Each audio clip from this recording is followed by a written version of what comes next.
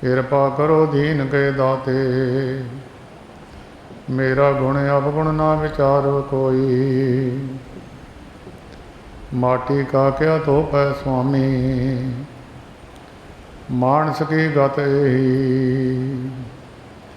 जेता जियो पिंड सब तेरा। तू अंतरजामी पुरख भगवान, दासन दास कहे जन नानक। जेहा तू कराए तेहा हों करी बख्यान। तेरे कवण कवण गुण कह कह गावा,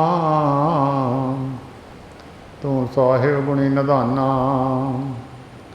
तुमरी महिमा वर्ण न साको, तू ठाकर उच भगवाना।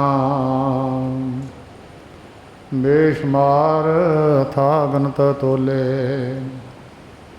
ज्यों बुलावो त्यों नानक दास बोले। ज्यों बुलावो त्यों नानक दास बोले। जुग जुग अटल जबर छतर तख्त दे मालिक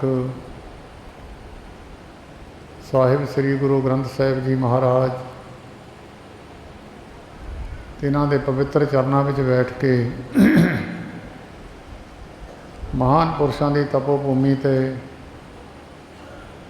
महान पुरुषों की चरण छोह प्राप्त करके पवित्र धरती ते संगरांद का पवित्र दिहाड़ा मनाउण वास्ते दूर नेड़े तो चल के एकत्र हुई साध संगत अपने जीवन के मिले हुए सवासां नूं सफला करन दा समा सुभाग समा प्राप्त होया है। हरेक मनुख के अंदर सवास गिणती करके पा दिते हैं। वो सवास हौली हौली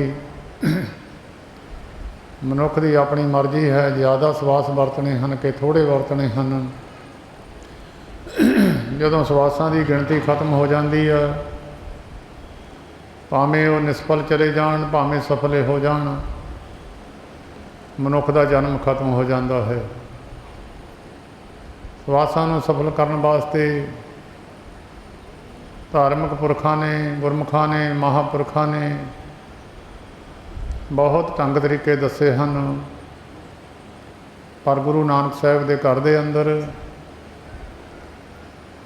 परमेश्वर निरंकार की सिफत सलाह नूं सुनना, परमेश्वर निरंकार जी की सिफत सलाह रसना नाल करनी। जिहड़ा सवास गुरु की सिफत सलाह के राही शरीर विचों निकल जाता है, उसनूं सफला गिणिया जाता है। जां गुरु घर की सेवा करदिआं जिन्ने सवास बीत जाते हैं, वो भी सवास सफले गिने जाते हैं। ये मनुख की अपनी सोच है कि सवास सफले करने हैं कि निष्फल या बिरथे गवाने हैं। बहुत महंगी चीज़ नूं जदों कोई सस्ते भाव विच बेच देवे तो लोग आम तौर पर उसदे दिमाग की घाट गिणदे है।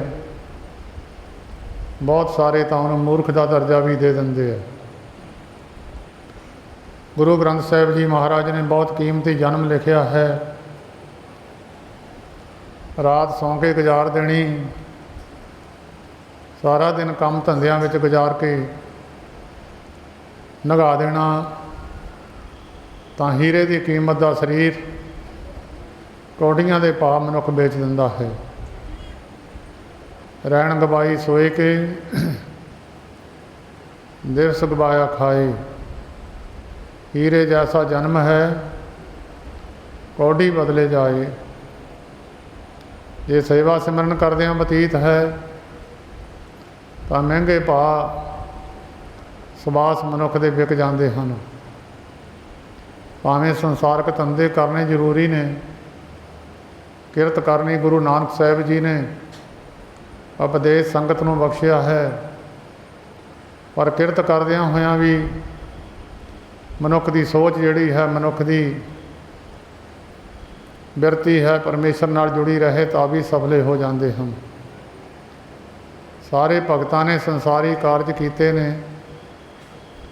ਜਿੰਨੇ ਭਗਤਾਂ ਦੀ ਬਾਣੀ ਗੁਰੂ ਗ੍ਰੰਥ ਸਾਹਿਬ ਵਿੱਚ ਹੈ, ਸਾਰਿਆਂ ਨੇ ਆਪਣੇ ਆਪਣੇ ਕਾਰ ਵਿਹਾਰ ਕੀਤੇ ਨੇ।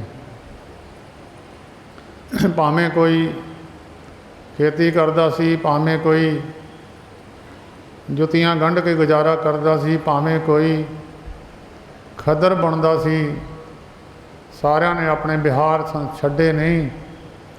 ਵਿਹਾਰਾਂ ਦੇ ਕਰਦਿਆਂ ਹੋਇਆਂ ਆਪਣੀ ਬਿਰਤੀ ਨੂੰ ਪਰਮੇਸ਼ਰ ਦੇ ਚਰਨਾਂ ਨਾਲ ਜੋੜ ਕੇ ਰੱਖਿਆ। ਸੋ ਪਰਮੇਸ਼ਰ ਦੇ ਚਰਨਾਂ ਨਾਲ ਕਿਸ ਤਰ੍ਹਾਂ ਜੁੜਨਾ ਹੈ, ਕਿਸ ਤਰ੍ਹਾਂ ਮਨੁੱਖ ਟੁੱਟਿਆ ਹੈ, ਉਹਦੀ ਸੋਝੀ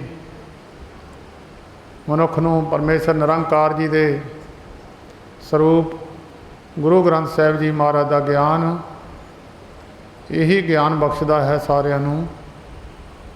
ਭਾਵੇਂ ਸਾਰਿਆਂ ਨੂੰ ਸਮਝ ਨਹੀਂ ਲੱਗਦੀ ਗੁਰੂ ਗ੍ਰੰਥ ਸਾਹਿਬ ਜੀ ਦੀ, ਮਹਾਤਮਾ ਲੋਕ ਗੁਰੂ ਗ੍ਰੰਥ ਸਾਹਿਬ ਜੀ ਮਹਾਰਾਜ ਦੀ ਪਵਿੱਤਰ ਬਾਣੀ ਦੇ ਅਰਥ ਕਰਕੇ ਸੰਸਾਰੀ ਲੋਕਾਂ ਨੂੰ ਸਮਝਾਉਣ ਦਾ ਯਤਨ ਕਰਦੇ।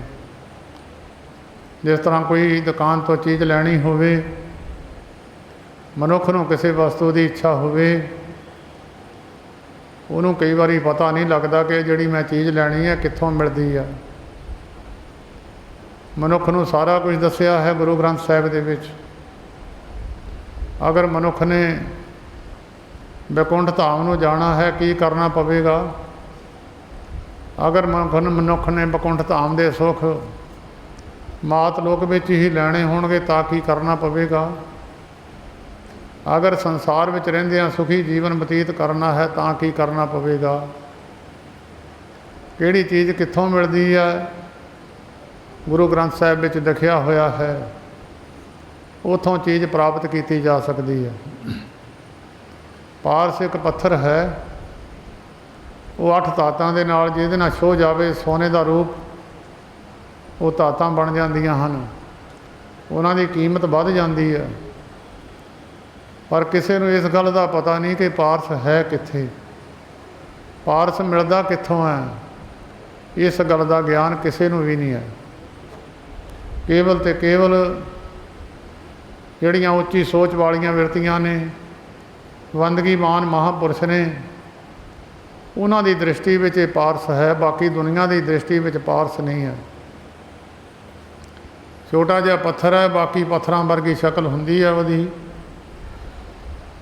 ਪਰ ਹਾਲੇ ਤੱਕ ਕਿਸੇ ਮੁਲਕ ਕੋਲ ਜਾਂ ਕਿਸੇ ਰਾਜੇ ਕੋਲ ਪਾਰਸ ਪੱਥਰ ਨਹੀਂ ਹੈ।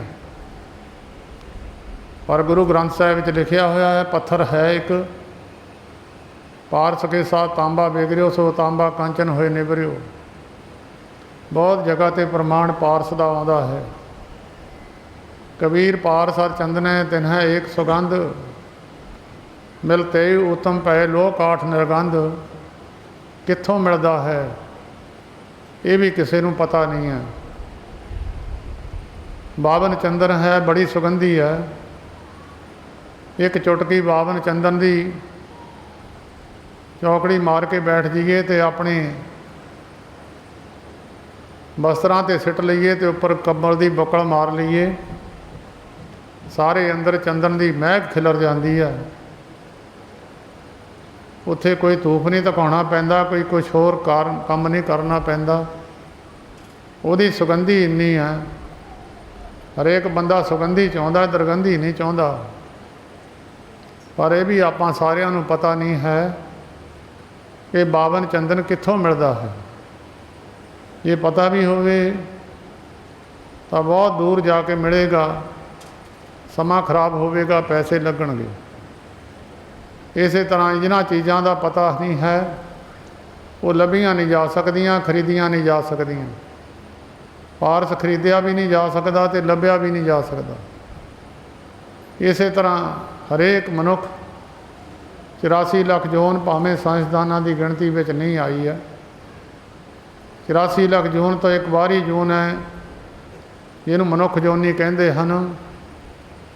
ਕੇਵਲ ਤੇ ਕੇਵਲ ਇੱਕੋ ਹੀ ਜੂਨ ਹੈ ਜਿਹਦੇ ਵਿੱਚ ਸੋਝੀ ਹੈ, ਮੈਂ ਕੀ ਕਰਨਾ ਸੀ, ਕੀ ਕਰਨ ਆਇਆ ਸੀ, ਕੀ ਮੈਨੂੰ ਕਰਨਾ ਨਹੀਂ ਚਾਹੀਦਾ ਸੀ, मैं सुख की प्राप्ति कित्थों कर सकता हाँ, कित्थों नहीं कर सकता। ये ज्ञान मनुख के समझ में आता है, बाकियां दे समझ में नहीं आता। और सारे जानवर पंछी पशु कन्ना करके आवाज़ तो सुन लेंदे है, बाणी सुन सकते है, पर उन्होंने समझ तो गल बाहर है। उन्होंने पता ही नहीं लग सकता कि इस जून विचों किद्दां छुट्टीए, अगे छुटकारा किद्दां होवे, परमेश्वर तक किद्दां पहुँचीए। वो घूमद्यां घूमद्यां जिंदगियां बतीत हज़ारां साल एक एक जून लग जाते। बहुत सारे प्रेतां की उम्र 4-4 हज़ार साल है, 5-5 हज़ार साल प्रेतां की जूनी है। पत्थर की जून इन्नी लंबी है, एक बार पत्थर पैदा हो गया महापरलो तक पत्थर जीवता ही रहिंदा, एक एक जून नहीं मुकदी। 84 लाख का चक्कर कटना तो बड़ी मुश्किल गल है। सो इन्हां गल्लां दी विचार मनुख ही समझ सकता है, दूजियां ते नहीं। अज घोर कलयुग के समय के अंदर जदों बहुत दुनिया रब नूं मनण तो मुनकर भी है, तो परमेश्वर के नेड़े जाण तो संकोच भी करती है दुनिया। धार्मिक अस्थानां ते शरधा भी दुनिया की घट है, बंदगीवान महापुरुषों के उत्ते भी शरधा घट है। घोर कलयुग की निशानी है। धार्मिक पक्ष में गिणती के पुरख होणगे, अगर संसारी कोई कानफ्रेंस या रैलियां होण उत्थे धक्का बजेगा। कारण है कलयुग का प्रभाव है। परमेश्वर की गल सुनने वाले थोड़े पुरख ने। जिन्ने तुसी बैठे हो इन्नी दुनिया बहुत घट मिलती है धार्मिक स्थानों ते, जिन्हां ते कृपा हुंदी है उही इस पक्ष ते आके पहुँचते हैं। ठीक है, भावें नहीं तुर सके, भावें मंजिल नूं तय नहीं कर सके, कोशिश है कि रब की गल सुन लईए, कोई ना कोई तरक्की करके पौड़ी चढ़ जाइए। तुहाडे सारियां दे अंदर भावना कोई ना कोई बनी है, तां तुसी महापुरखों के स्थान ते पहुँचे हो।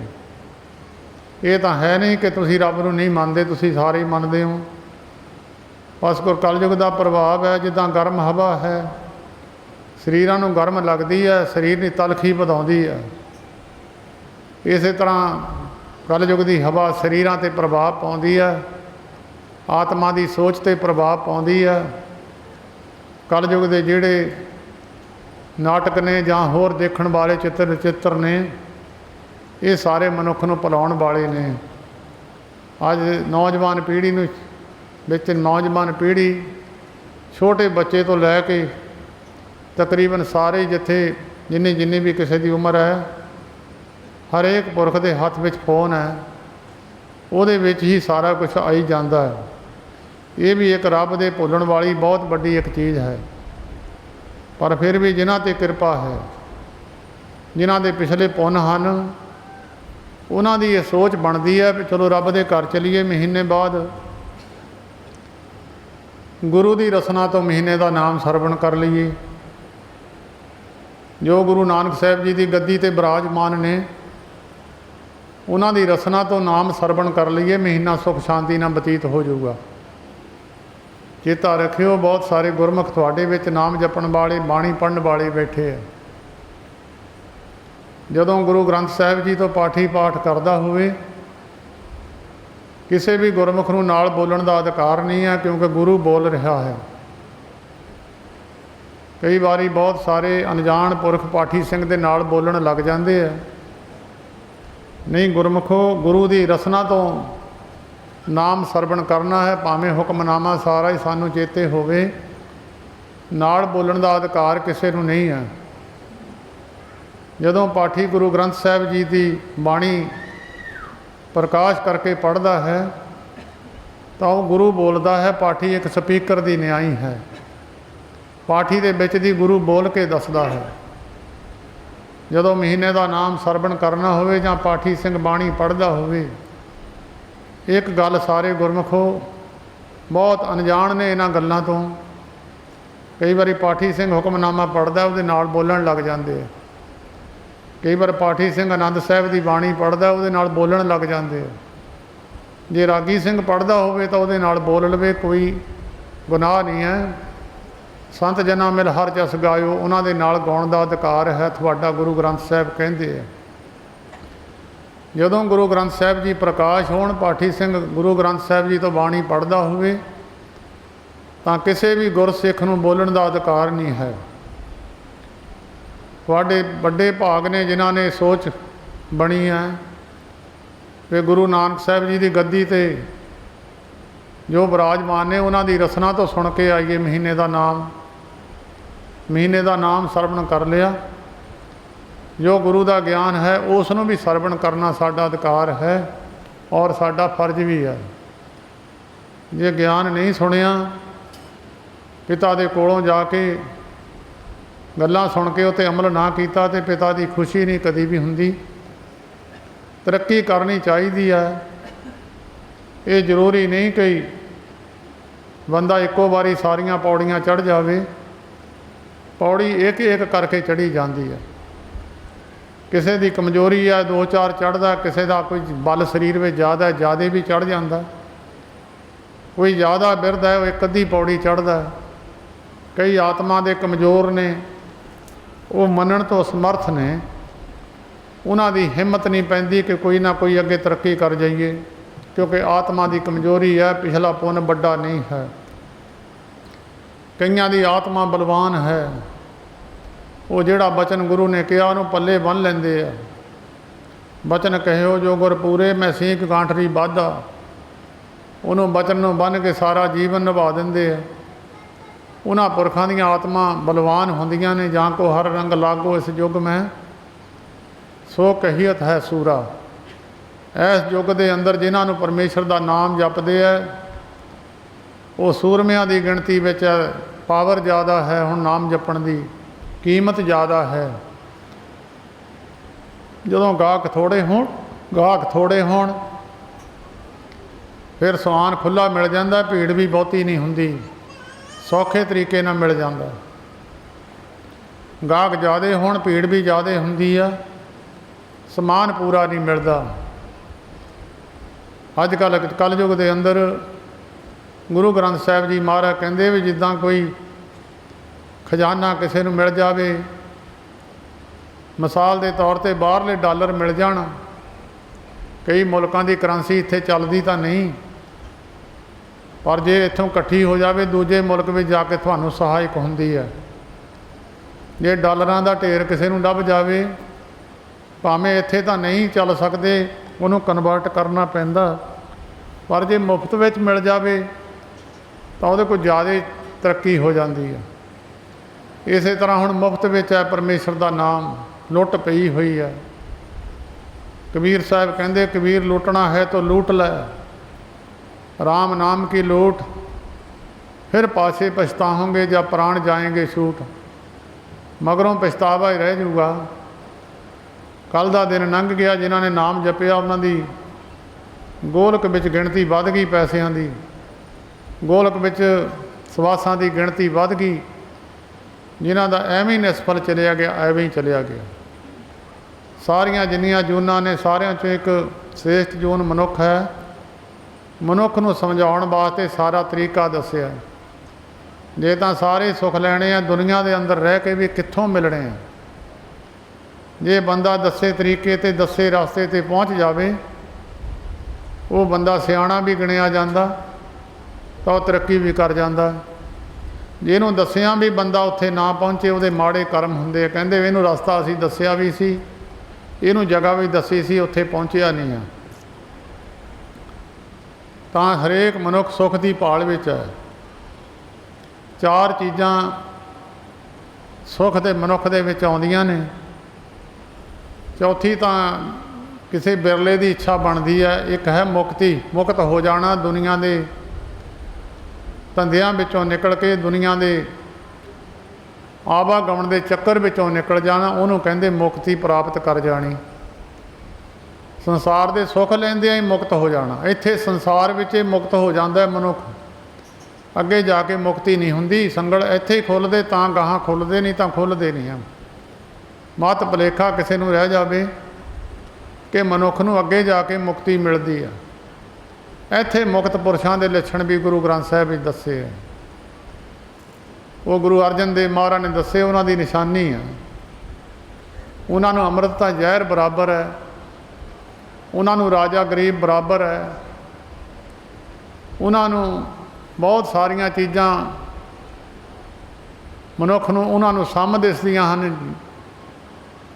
ਪ੍ਰਭ ਕੀ ਆਗਿਆ ਆਤਮ ਹਿਤਾਵੈ, ਜੀਵਨ ਮੁਕਤ ਸਹੁ ਕਹਾਵੈ। ਉਹਨੂੰ ਖੁਸ਼ੀ ਗਮੀ ਵੀ ਬਰਾਬਰ ਹੈ।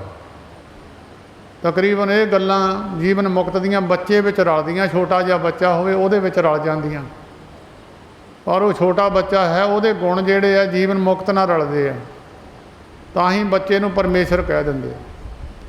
ਉਹਦੇ ਥੱਪੜ ਮਾਰ ਦਿਓ ਰੋਣ ਲੱਗ ਜਾਂਦਾ, ਮੁੜ ਕੇ ਚੱਕ ਲਓ ਉਹਦੇ ਕੋਲ ਹੀ ਆ ਜਾਂਦਾ। ਫਿਰ ਉਹ ਉਹਦੇ ਨਾਲ ਗੁੱਸਾ ਨਹੀਂ ਕਰਦਾ। ਉਹ ਇਸੇ ਤਰ੍ਹਾਂ ਜੈਸਾ ਹਰਖ ਤੈਸਾ ਉਹ ਸੋਗ, ਸਦਾ ਆਨੰਦ ਤੈ ਨਹੀਂ ਵਿਯੋਗ। ਜੈਸਾ ਸਵਰਨ ਤੈਸੀ ਉਸ ਮਾਟੀ, ਜਿੱਦਾਂ ਦਾ ਸੋਨਾ ਉਹਦੀ ਉੱਦਾਂ ਦੀ ਮਿੱਟੀ ਹੈ। ਬੱਚੇ ਨੂੰ ਖਿਲਾਉਣਾ ਫੜਾ ਦਿਓ, ਸੋਨੇ ਦਾ ਗਹਿਣਾ ਫੜ ਲਓ, ਕੁਛ ਨਹੀਂ ਕਹਿੰਦਾ ਉਹਨੂੰ ਨਾ ਸੋਨੇ ਨਾਲ ਪਿਆਰ ਹੈ ਨਾ ਹੋਰ ਚੀਜ਼ ਨਾਲ ਹੈ। ਇੱਦਾਂ ਜਿਹੜੇ ਜੀਵਨ ਮੁਕਤ ਪੁਰਸ਼ ਹੈ ਉਹ ਕਿਸੇ ਦੀ ਧਨ ਦੌਲਤ ਨੂੰ ਦੇਖ ਕੇ ਸੋਨਾ ਨਹੀਂ ਮੰਨਦੇ, ਉਹਨੂੰ ਪਰਾਏ ਧਨ ਨੂੰ ਮਿੱਟੀ ਮੰਨਦੇ ਆ। ਇਹ ਮੁਕਤ ਪੁਰਸ਼ਾਂ ਦੇ ਲੱਛਣ ਹੈ, ਜਿਹਦੇ ਅੰਦਰ ਬਿਰਤੀ ਦੂਜੀ ਹੈ, ਜਿਹੜਾ ਦੂਜਿਆਂ ਦਾ ਹਿੱਸਾ ਹੜੱਪਣ ਵਾਸਤੇ ਬੈਠਾ, ਦੂਜੇ ਦੇ ਹੱਕ ਨੂੰ ਹੜੱਪਦਾ ਹੈ। ਕੋਸ਼ਿਸ਼ ਹੈ ਕਿ ਮੈਂ ਇਹਦੀ ਪੈਸੇ ਖਾ ਜਾਵਾਂ, ਇਹਦੇ ਨਾਲ ਹੇਰਾ ਫੇਰੀ ਕਰ ਲਵਾਂ। ਉਹ ਜੀਵਨ ਦੇ ਚੱਕਰ ਵਿੱਚੋਂ ਮੁੱਕਦਾ ਨਹੀਂ ਹੈ, ਆਉਣ ਜਾਣ ਦੇ ਚੱਕਰ ਵਿੱਚੋਂ ਮੁੱਕਦਾ ਨਹੀਂ ਹੈ, ਮੁੜ ਮੁੜ ਕੇ ਆਈ ਜਾਊਗਾ, ਜਾਈ ਜਾਊਗਾ। ਜੈਸਾ ਅੰਮ੍ਰਿਤ ਤੈਸੀ ਵਿਖ ਖਾਟੀ, ਜਿੱਦਾਂ ਦੀ ਜ਼ਹਿਰ ਹੈ ਉੱਦਾਂ ਦਾ ਅੰਮ੍ਰਿਤ ਹੈ। ਬੱਚੇ ਨੂੰ ਕੌਲੀ 'ਚ ਪਾ ਕੇ ਜੋ ਮਰਜ਼ੀ ਪਿਲਾ ਦਿਓ, ਅਨਕਾਰੀ ਨਹੀਂ ਆ। ਜਿਹੜੇ ਜੀਵਨ ਮੁਕਤ ਪੁਰਸ਼ ਹੈ ਉਹਨਾਂ ਨੂੰ ਅੰਮ੍ਰਿਤ ਬਣ ਜਾਂਦਾ, ਉਹਨਾਂ ਦੀ ਦ੍ਰਿਸ਼ਟੀ ਵਿੱਚ ਅੰਮ੍ਰਿਤ ਹੈ। ਬਾਬਾ ਆਇਆ ਸਿੰਘ ਜੀ ਮਹਾਰਾਜ, ਜਿਨ੍ਹਾਂ ਦੀ ਇਸ ਮਹੀਨੇ ਵਿੱਚ 28 ਅੱਸੂ ਨੂੰ ਵਰਸੀ ਹੁੰਦੀ ਹੈ, ਇੱਥੇ ਮਨਾਈ ਜਾਂਦੀ ਹੈ। ਉਹਨਾਂ ਨੂੰ ਉਹਨਾਂ ਦੇ ਸੇਵਕਾਂ ਨੇ ਜ਼ਹਿਰ ਦੇ ਦਿੱਤੀ ਸੀ 2 ਵਾਰ। ਉਹਨਾਂ ਨੇ ਦ੍ਰਿਸ਼ਟੀ ਕਰਕੇ ਉਹਨੂੰ ਅੰਮ੍ਰਿਤ ਬਣਾ ਦਿੱਤਾ ਸੀ। ਤੀਜੀ ਵਾਰ ਫਿਰ ਜਦੋਂ ਫਿਰ ਉਹ ਜ਼ਹਿਰ ਪਾ ਕੇ ਲਿਆਏ, ਇਹ ਗੱਲ ਮੈਂ ਸਾਬਤ ਕਰਨ ਵਾਸਤੇ ਮਹਾਂਪੁਰਖਾਂ ਤੋਂ ਪੁੱਛੀ ਸੀ। ਉਹਨਾਂ ਨੇ ਮੈਨੂੰ ਦੱਸਿਆ ਸੀ ਵੀ ਇਸ ਸ਼ਖਸ ਨੇ ਜ਼ਹਿਰ ਦਿੱਤੀ ਸੀ, ਉਹਨਾਂ ਦਾ ਨਾਮ ਵੀ ਮੈਨੂੰ ਦੱਸਿਆ। ਜਾਂ ਤੀਜੀ ਵਾਰ ਜ਼ਹਿਰ ਦਿੱਤੀ ਬਾਬਾ ਆਇਆ ਸਿੰਘ ਜੀ, ਸੰਤ ਮਹਾਰਾਜ ਜੀ ਹਰਖੋ ਵਾਲੀਆਂ ਦੇ ਗੁਰਦੇਵ ਸਨ। ਤੀਜੀ ਵਾਰ ਉਹਨਾਂ ਨੇ ਬਚਨ ਕੀਤਾ, ਭਾਈ ਜਿਸ ਮਨੋਰਥ ਵਾਸਤੇ ਤੁਸੀਂ ਇਹ ਦਿੱਤੀ ਆ, ਤੁਹਾਡਾ ਮਨੋਰਥ ਪੂਰਾ ਨਹੀਂ ਹੋਵੇਗਾ, ਅਸੀਂ ਤਾਂ ਹੁਣੇ ਛਕ ਲੈਣੀ ਹੈ। ਫਿਰ ਉਹ ਜ਼ਹਿਰ ਪੀ ਕੇ ਆਪਣਾ ਸਰੀਰ ਤਿਆਗ ਗਏ ਸਨ। ਇਹ ਜੀਵਨ ਮੁਕਤ ਪੁਰਸ਼ਾਂ ਦੇ ਲੱਛਣ ਹੈ, ਪਰ ਇਹ ਬਿਰਤੀ ਸਾਰਿਆਂ ਦੀ ਨਹੀਂ ਹੈ। ਜੇ ਤੁਸੀਂ ਸਾਰੇ ਕਹੋ ਪਰਮੇਸ਼ਰ ਨਿਰੰਕਾਰ ਬੈਠਾ ਹੋਵੇ, ਮੇਰਾ ਖਿਆਲ ਕਿਸੇ ਨੇ ਜਿੰਨੇ ਤੁਸੀਂ ਕੋਈ ਬੰਦਾ ਐਸਾ ਨਹੀਂ ਹੋਣਾ ਤੁਹਾਡੇ ਵਿੱਚੋਂ ਜਿਹਨੇ ਗੁਰੂ ਗ੍ਰੰਥ ਸਾਹਿਬ ਮੂਹਰੇ ਕੋਈ ਅਰਦਾਸ ਜਾਂ ਮੰਗ ਨਾ ਰੱਖੀ ਹੋਵੇ। ਪਰ ਕਿਸੇ ਦੀ ਮੰਗ ਮੁਕਤੀ ਦੀ ਨਹੀਂ ਹੋਣੀ। ਮਹਾਰਾਜ ਮੁਕਤ ਵੀ ਕਰ ਦਿਓ, ਆਉਣ ਜਾਣ ਦੇ ਚੱਕਰ ਵਿੱਚੋਂ ਮੁਕਤ ਕੱਢ ਦਿਓ, ਇਹ ਇੱਛਾ ਸਾਰਿਆਂ ਦੀ ਨਹੀਂ ਹੈ। ਕਿਸੇ ਬਿਰਲੇ ਪੁਰਖ ਦੀ, ਜਿਹਦੇ 'ਤੇ ਬਹੁਤ ਵੱਡੀ ਕਿਰਪਾ ਉਹਦੀ ਬਣਦੀ ਹੈ। ਸਭ ਤੋਂ ਵੱਡੀਆਂ 4 ਚੀਜ਼ਾਂ ਦੇ ਵਿੱਚ ਸਾਰੇ ਸੁੱਖ ਆ ਜਾਂਦੇ ਆ। ਮਨੁੱਖ 4 ਚੀਜ਼ਾਂ ਦੀ ਇੱਛਾ ਰੱਖਦਾ, ਕਈ 3 ਦੀ ਰੱਖਦੇ ਆ, ਕਈ 3 ਵਿੱਚੋਂ ਵੀ 2 ਦੀ ਰੱਖਦੇ ਆ, ਕਈ ਧਾਰਮਿਕ ਪੱਖ ਨੂੰ ਜਾਣਦੇ ਵੀ ਨਹੀਂ ਅਤੇ ਗ੍ਰਹਿਣ ਕਰਨ ਦੀ ਇੱਛਾ ਵੀ ਨਹੀਂ ਰੱਖਦੇ। ਸਭ ਤੋਂ ਪਹਿਲਾਂ ਵੱਡਾ ਹੈ ਧਰਮ। ਧਰਮ ਹੁੰਦਾ ਧਾਰਮਿਕ ਹੋ ਜਾਣਾ। ਜ਼ਰੂਰੀ ਨਹੀਂ ਕਿ ਰਾਜਾ ਹੀ ਧਾਰਮਿਕ ਹੋ ਜਾਵੇ, ਕਈ ਵਾਰੀ ਗਰੀਬ ਆਦਮੀ ਵੀ ਧਾਰਮਿਕ ਹੋ ਜਾਂਦਾ। ਕਈ ਵਾਰੀ ਰਾਜਾ ਬਹੁਤ ਧਾਰਮਿਕ ਹੁੰਦਾ ਅਤੇ ਗਰੀਬ ਆਦਮੀ ਨਾਸਤਿਕ ਪੁਰਖ ਹੁੰਦਾ ਹੈ, ਮੰਨਦਾ ਨਹੀਂ ਕਿਸੇ ਨੂੰ। ਧਰਮ ਹੁੰਦਾ ਹੈ ਸੱਚ ਦੇ ਮਾਰਗ 'ਤੇ ਤੁਰ ਪੈਣਾ, ਸੱਚੇ ਰਸਤੇ 'ਤੇ। ਸੱਚ ਨੂੰ ਹੀ ਧਰਮ ਕਹਿੰਦੇ ਆ। ਜਿਹਨੇ ਮਨੁੱਖਾਂ ਨੇ ਸੱਚ, ਸੱਚਾ ਸਾਹਿਬ ਏਕ ਤੂੰ, ਜਿਨ ਸੱਚੋ ਸੱਚ ਵਰਤਾਇਆ, ਜਿਸ ਤੂੰ ਦੇ ਤਿਸ ਮਿਲੇ ਸੱਚ, ਤਾਂ ਤਿਨੀ ਸੱਚ ਕਮਾਇਆ। ਸਤਿਗੁਰ ਮਿਲਿਆ ਸੱਚ ਪਾਇਆ, ਜਿਨ ਕੇ ਹਿਰਦੇ ਸੱਚ ਵਸਾਇਆ। ਮੂਰਖ ਸੱਚ ਨਾ ਜਾਣਨੀ, ਮਨਮੁਖੀ ਜਨਮ ਗਵਾਇਆ। ਵਿੱਚ ਦੁਨੀਆ ਕਾਹੇ ਆਇਆ। ਮਾਰੋ ਨਿਗਾਹ ਤੁਹਾਡੇ ਵਿੱਚ, ਜਿਨੇ ਤੁਸੀਂ, ਮੈਂ ਵੀ ਤੁਹਾਡੇ ਵਿੱਚ ਬੈਠਾ, ਜਿਨ ਕਦੀ ਝੂਠ ਨਾ ਬੋਲਿਆ ਹੋਵੇ। ਜਿਹੜਾ ਝੂਠ ਬੋਲਦਾ ਉਹ ਧਰਮ ਦੀ ਪੌੜੀ 'ਤੇ ਹੈ ਹੀ ਨਹੀਂ ਹੈ। क्योंकि धर्म सच नूं ही कहंदे आ। जिहड़ा संपर्क जिहदे नाता झूठ नाल है वो भुलेखा गवा देवे मैं धर्म की पौड़ी ते तुरिया होया और तरक्की कर जूँगा। झूठ बेकार महालोभ धरोह ये चीज़ां नरकां नूं लै जांदियां, जन्मां दे चक्कर घुमाउंदियां। झूठ सब तो वड्डा, सच बोलना सब तो वड्डा तप है।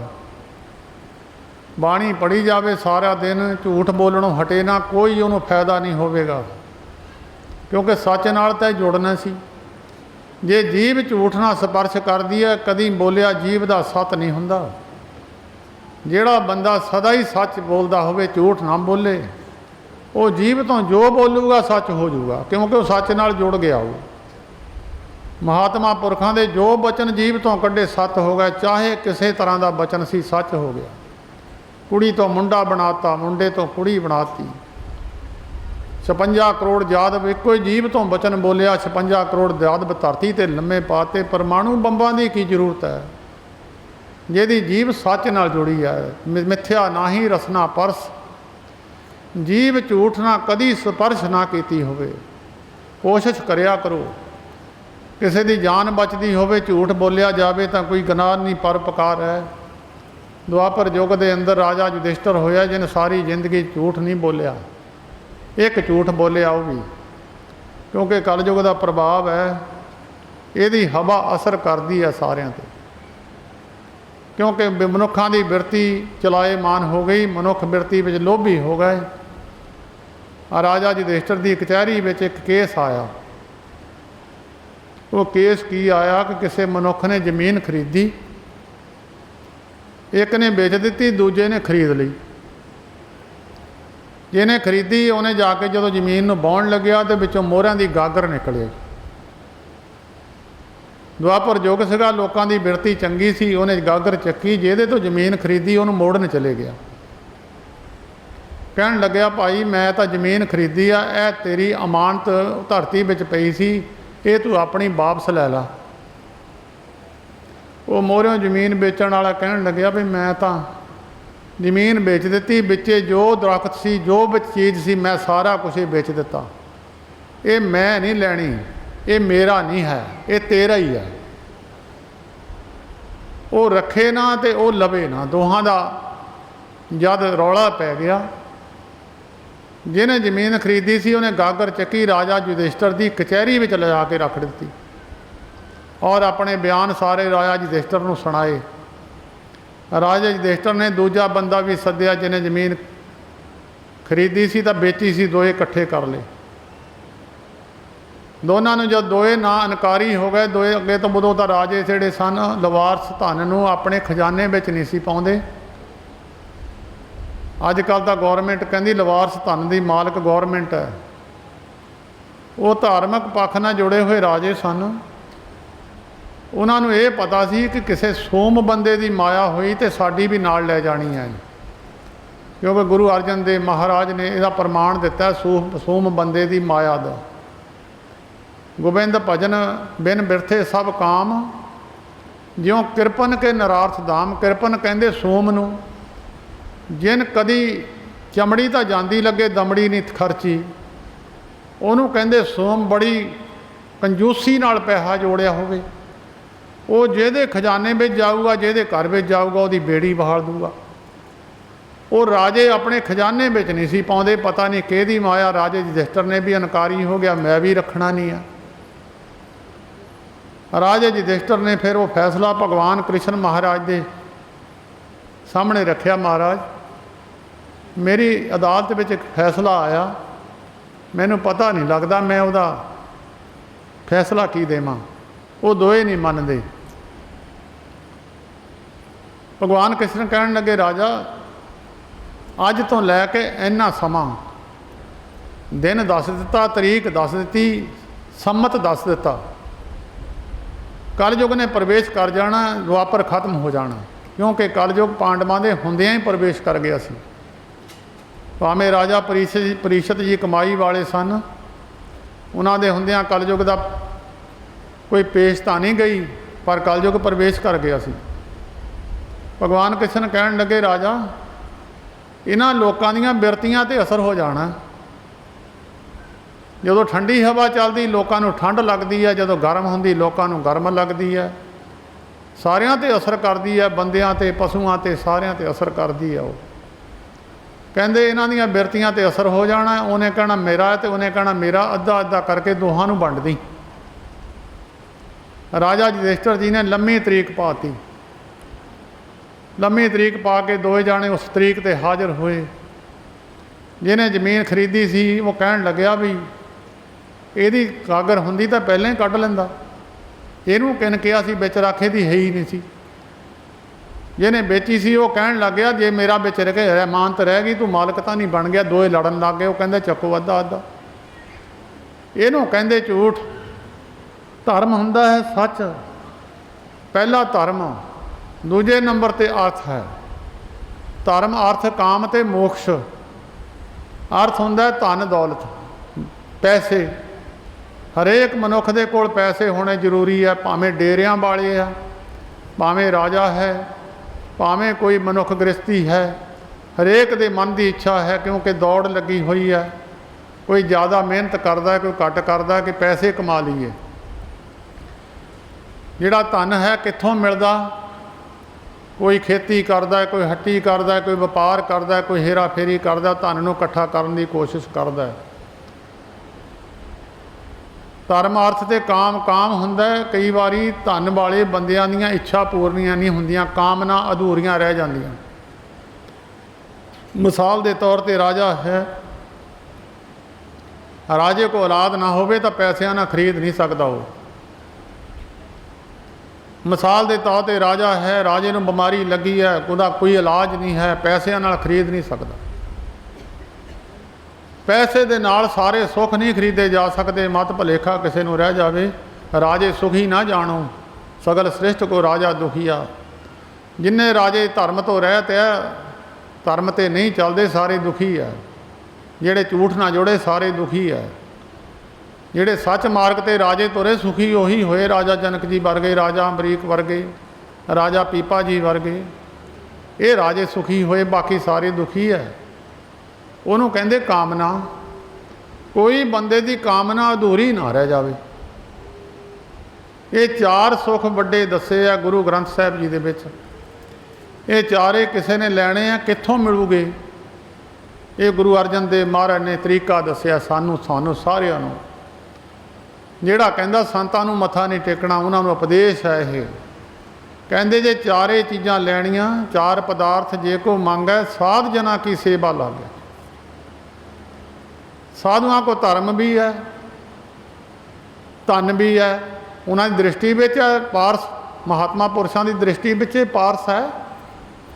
ਬਾਬਾ ਰਵਿਦਾਸ ਜੀ ਨੂੰ ਪਾਰਸ ਕੋਈ ਦੇ ਗਿਆ ਸੀ ਕਿ ਆ ਲਓ, ਜੇ ਇਹਨੂੰ ਲੋਹੇ ਨੂੰ ਲਾਉਂਗੇ ਸੋਨਾ ਬਣ ਜੂਗਾ।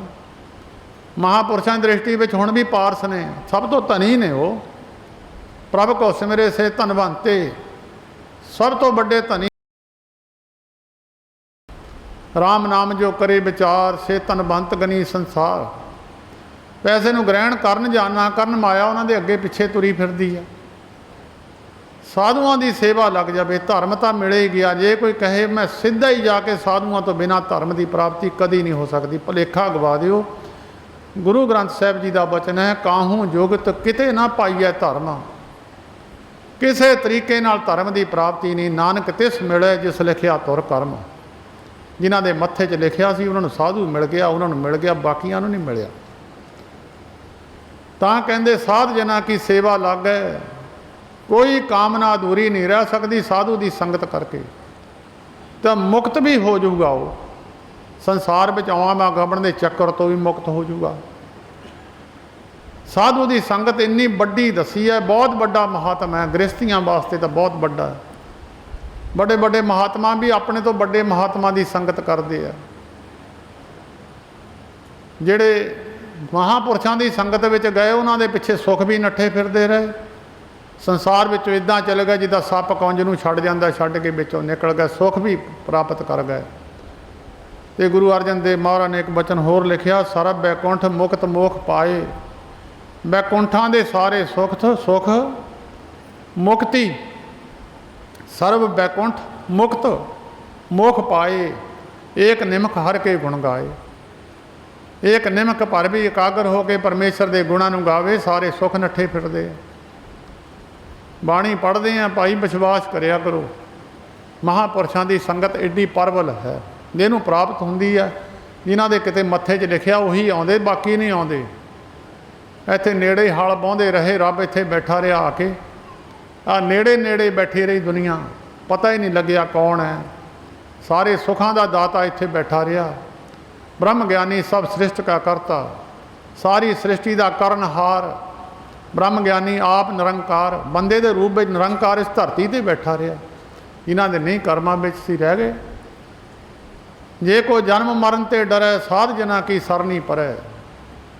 जे को जन्म मरण तो किसी को डर लगता, तां भी साधां दी सरन विच पै जावे, तां भी दा डर हटा दूगे।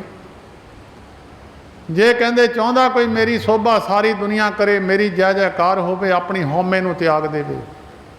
जे को अपनी शोभा लोर है, साध संगे, साधां दी संगत तो बिना हौमे भी जाती नहीं है, विचों निकलती नहीं है। जब ये जाने मैं कुछ करता, तबला गर्भ जोन मैं फिरता। जिहड़ा काम कीता है मैं कीता, जिहड़ा चंगा काम कीता मैं कीता। महापुरुषों ने एक प्रमाण दिता। एक किसी बंदे ने बाग लाया, बड़ा सुंदर सुंदर बाग दे विच तरह तरह के फुल है, बहुत जिहड़ा लोग देखण वास्ते आउंदे आ। एक दिन उस बाग विच गाय वड़ गई। गाय ने फुल बूटे खराब करन लगी ते उन्हें किते डंडा मार दिता, जोर नाल डंडा टकाने लग गया, गऊ मर गई। साडे हिंदुस्तान विच गऊ मरी नूं बहुत ज़्यादा माड़ा गिणदे आ। हुण भी जिहड़े हिंदू धर्म नाल संबंधित है वो तो बहुत ज़्यादा इहदी सज़ा दिंदे आ। सारे पिंड नूं रोटी खिलाउणी पैंदी है जे किते गऊ किसे तो मर जावे। साडे उत्थे नेड़े पहाड़ दे विच कुछ हिंदू लोग बैठे आ, दवाइयां बूटियां करदे, उन्हां तो वो गोला लाउंदे सूर मारन वास्ते। पटाश गंधक पा के आटे दे विच गोला ला देना तो सूर खा लैंदा ते मूँह उड़ जांदा सी। उन्होंने गोला लाता तो गां खा गई तो गां दा मूँह उड़ गया। सारे परिवारां ने इकट्ठे होकर उन्हें सज़ा लाई, तू हरिद्वार जाके माफ़ी मंग के आ, सारे कोड़मे नूं रोटी खिला। मतलब इन्नी सज़ा लाई गाय मरण ते। तां जिहड़े पुरख परमेश्वर की आराधना करते हैं, परमेश्वर की बंदगी बान पुरख है, उन्हां पुरखां नूं गुरमुखो तां सतगुरु जो गाय दे डंडा लग गया टकाने, गाय मर गई। पिंड दे लोग इकट्ठे हो गए, उन्होंने पुछण लगे गाय किदां? ये तां जी रब दा हुक्म सी, हुक्म दे विच मर गई। मैं तां डंडा टकाने नहीं मारिया सी, मैं तां डंडा किते सहज सवाई लग गया, परमेश्वर दा हुक्म सी हो गया। एक दिन परमेश्वर दा कोई प्यारा आके बाग विच सिफत करन लग्या। बड़ा सुंदर बाग है, वे किसने बनाया? कहंदा जी असीं बनाया। आ बड़ी सुंदर बेमौसमे फुल है। कहंदा जी ये असीं दिन रात विचे रहीदा जी, बड़ी मेहनत करते। कहंदे होर जी मेहनत नाल ही सारे फुल हुंदे आ। ये सारा कुछ कौन दे? असीं देखते हैं जी, असीं कीता सारा कुछ। करते करते जदों महात्मा पुछी गए, वो अपनी हौमे बधी गई। मगरों पुछण लगे गाय किहने मारी आ? वो कहंदे जी वो परमेश्वर के हुक्म 'च मर गई। चंगे कर्म नूं आप कीता ते माड़ा कर्म रब दे गोचरे छड्ड देना। साध सांगे हौमे छोरै, जे को जन्म मरण ते डरै, साध जना की सरनी परै। जिहदे ते परमेश्वर खुश हुंदा, अखीर विच एक गल दसी है, जिस जन को प्रभ दर्श प्यासा, नानक ताके बल बल जासा। ठीक है, दर्शन होए जां नहीं होए वो वखरी गल है। अंदर इच्छा बन गई भी दर्शन हो जाण। कहंदे तेरी सोच चंगी बन गई। गुरु अर्जन देव महाराज कहंदे सी बलिहार जाने भी तेरे शाबाश, तेरी सोच तो चंगी बनेगी, तेरी इच्छा तो चंगी है, नहीं पहुँच होया वखरी गल है। मेरी जब सोच बन गई पहुँचण की कोशिश भी तो करूँगा वो। गुरु अर्जन देव महाराज ने कहा दूजियां गल्लां ने भी माड़ा नहीं किया, जिन्हें यह लैनियां इत्थों लै लो उदां, पर जे रब की खुशी है तो इस गल ते जिहड़ा परमेश्वर के दर्शनां की इच्छा रखता है, शाबाश सोच चंगी बन गई। जदों बंदे का भुलेखा चक्या जाए मन दे विच पता लग जाए किहड़ी चीज़ ग्रहण करन योग है, किहड़ी छड्डण योग है। भादों का महीना भुलेखे का महीना सी, मींह बदल आ गए, पता नहीं मींह पै जाना, पता नहीं हट जाना। भुलेखे विच कई बारी बंदा दाने बाहर पांदा, कई पाइए या ना पाइए, दो चित्ता रहिंदा। इदां मनुख भी संसार में दो चित्ता रहिंदा, जे मैं काम छड्ड दिता परिवार भुखा ना मर जाए, जे मैं ना हुंदा तो परिवार के बंदे भुखे मरने सी, जे मैं ना होवां फलाना काम छड्ड देने, सौरे सुत्ते ही नहीं उठते। ये बंदे की सोच है कि मैं जो कर रहा उही हो रहा। नहीं गुरमुखो, दो प्रमाण दिते है गुरु ग्रंथ साहिब जी दे विच। बंदा अपने आप ही फस जाता, इनू फसाउंदा कोई नहीं है। इन फसन का चक्कर अपने ही बनाया होया, जिद्दां मकड़ी है जाल बुनदी है, उहदे विच आप ही फस जाती है। ये मनुख की सोच है, अपने आप ही फस जाता, इनू फसाउणा किहने, आप ही फसिया होया है।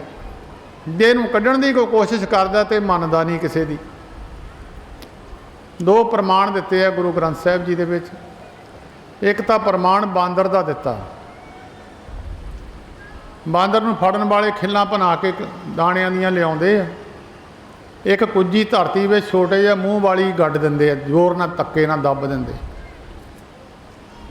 ते आले दुआले खिल्लां खिलार देणियां, तो बांदरां दे बच्चे चुगण लग जांदे। खिल्लां खा खू के जदों कुज्जी दे विच देखदा, कुज्जी अद्धी क हुंदी आ, वो कुज्जी दे विच खिल्लां नूं मुठ भर लैंदा।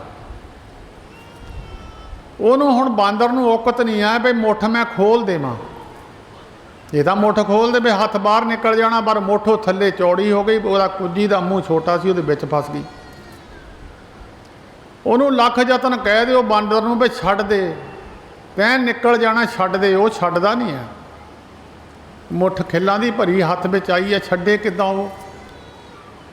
ਉਹਨੂੰ ਸਮਝਾਉਣ ਦੀ ਕੋਸ਼ਿਸ਼ ਕਰਦੇ ਆ ਬਾਂਦਰ ਨੂੰ, ਜੇ ਜਿੰਨਾ ਮਰਜ਼ੀ ਸਮਝਾ ਲੈਣ, ਦੂਜੇ ਵੀ ਸਮਝਾ ਲੈਣ ਵੀ ਛੱਡ ਦੇ, ਪਰ ਨਹੀਂ ਛੱਡਦਾ ਉਹ।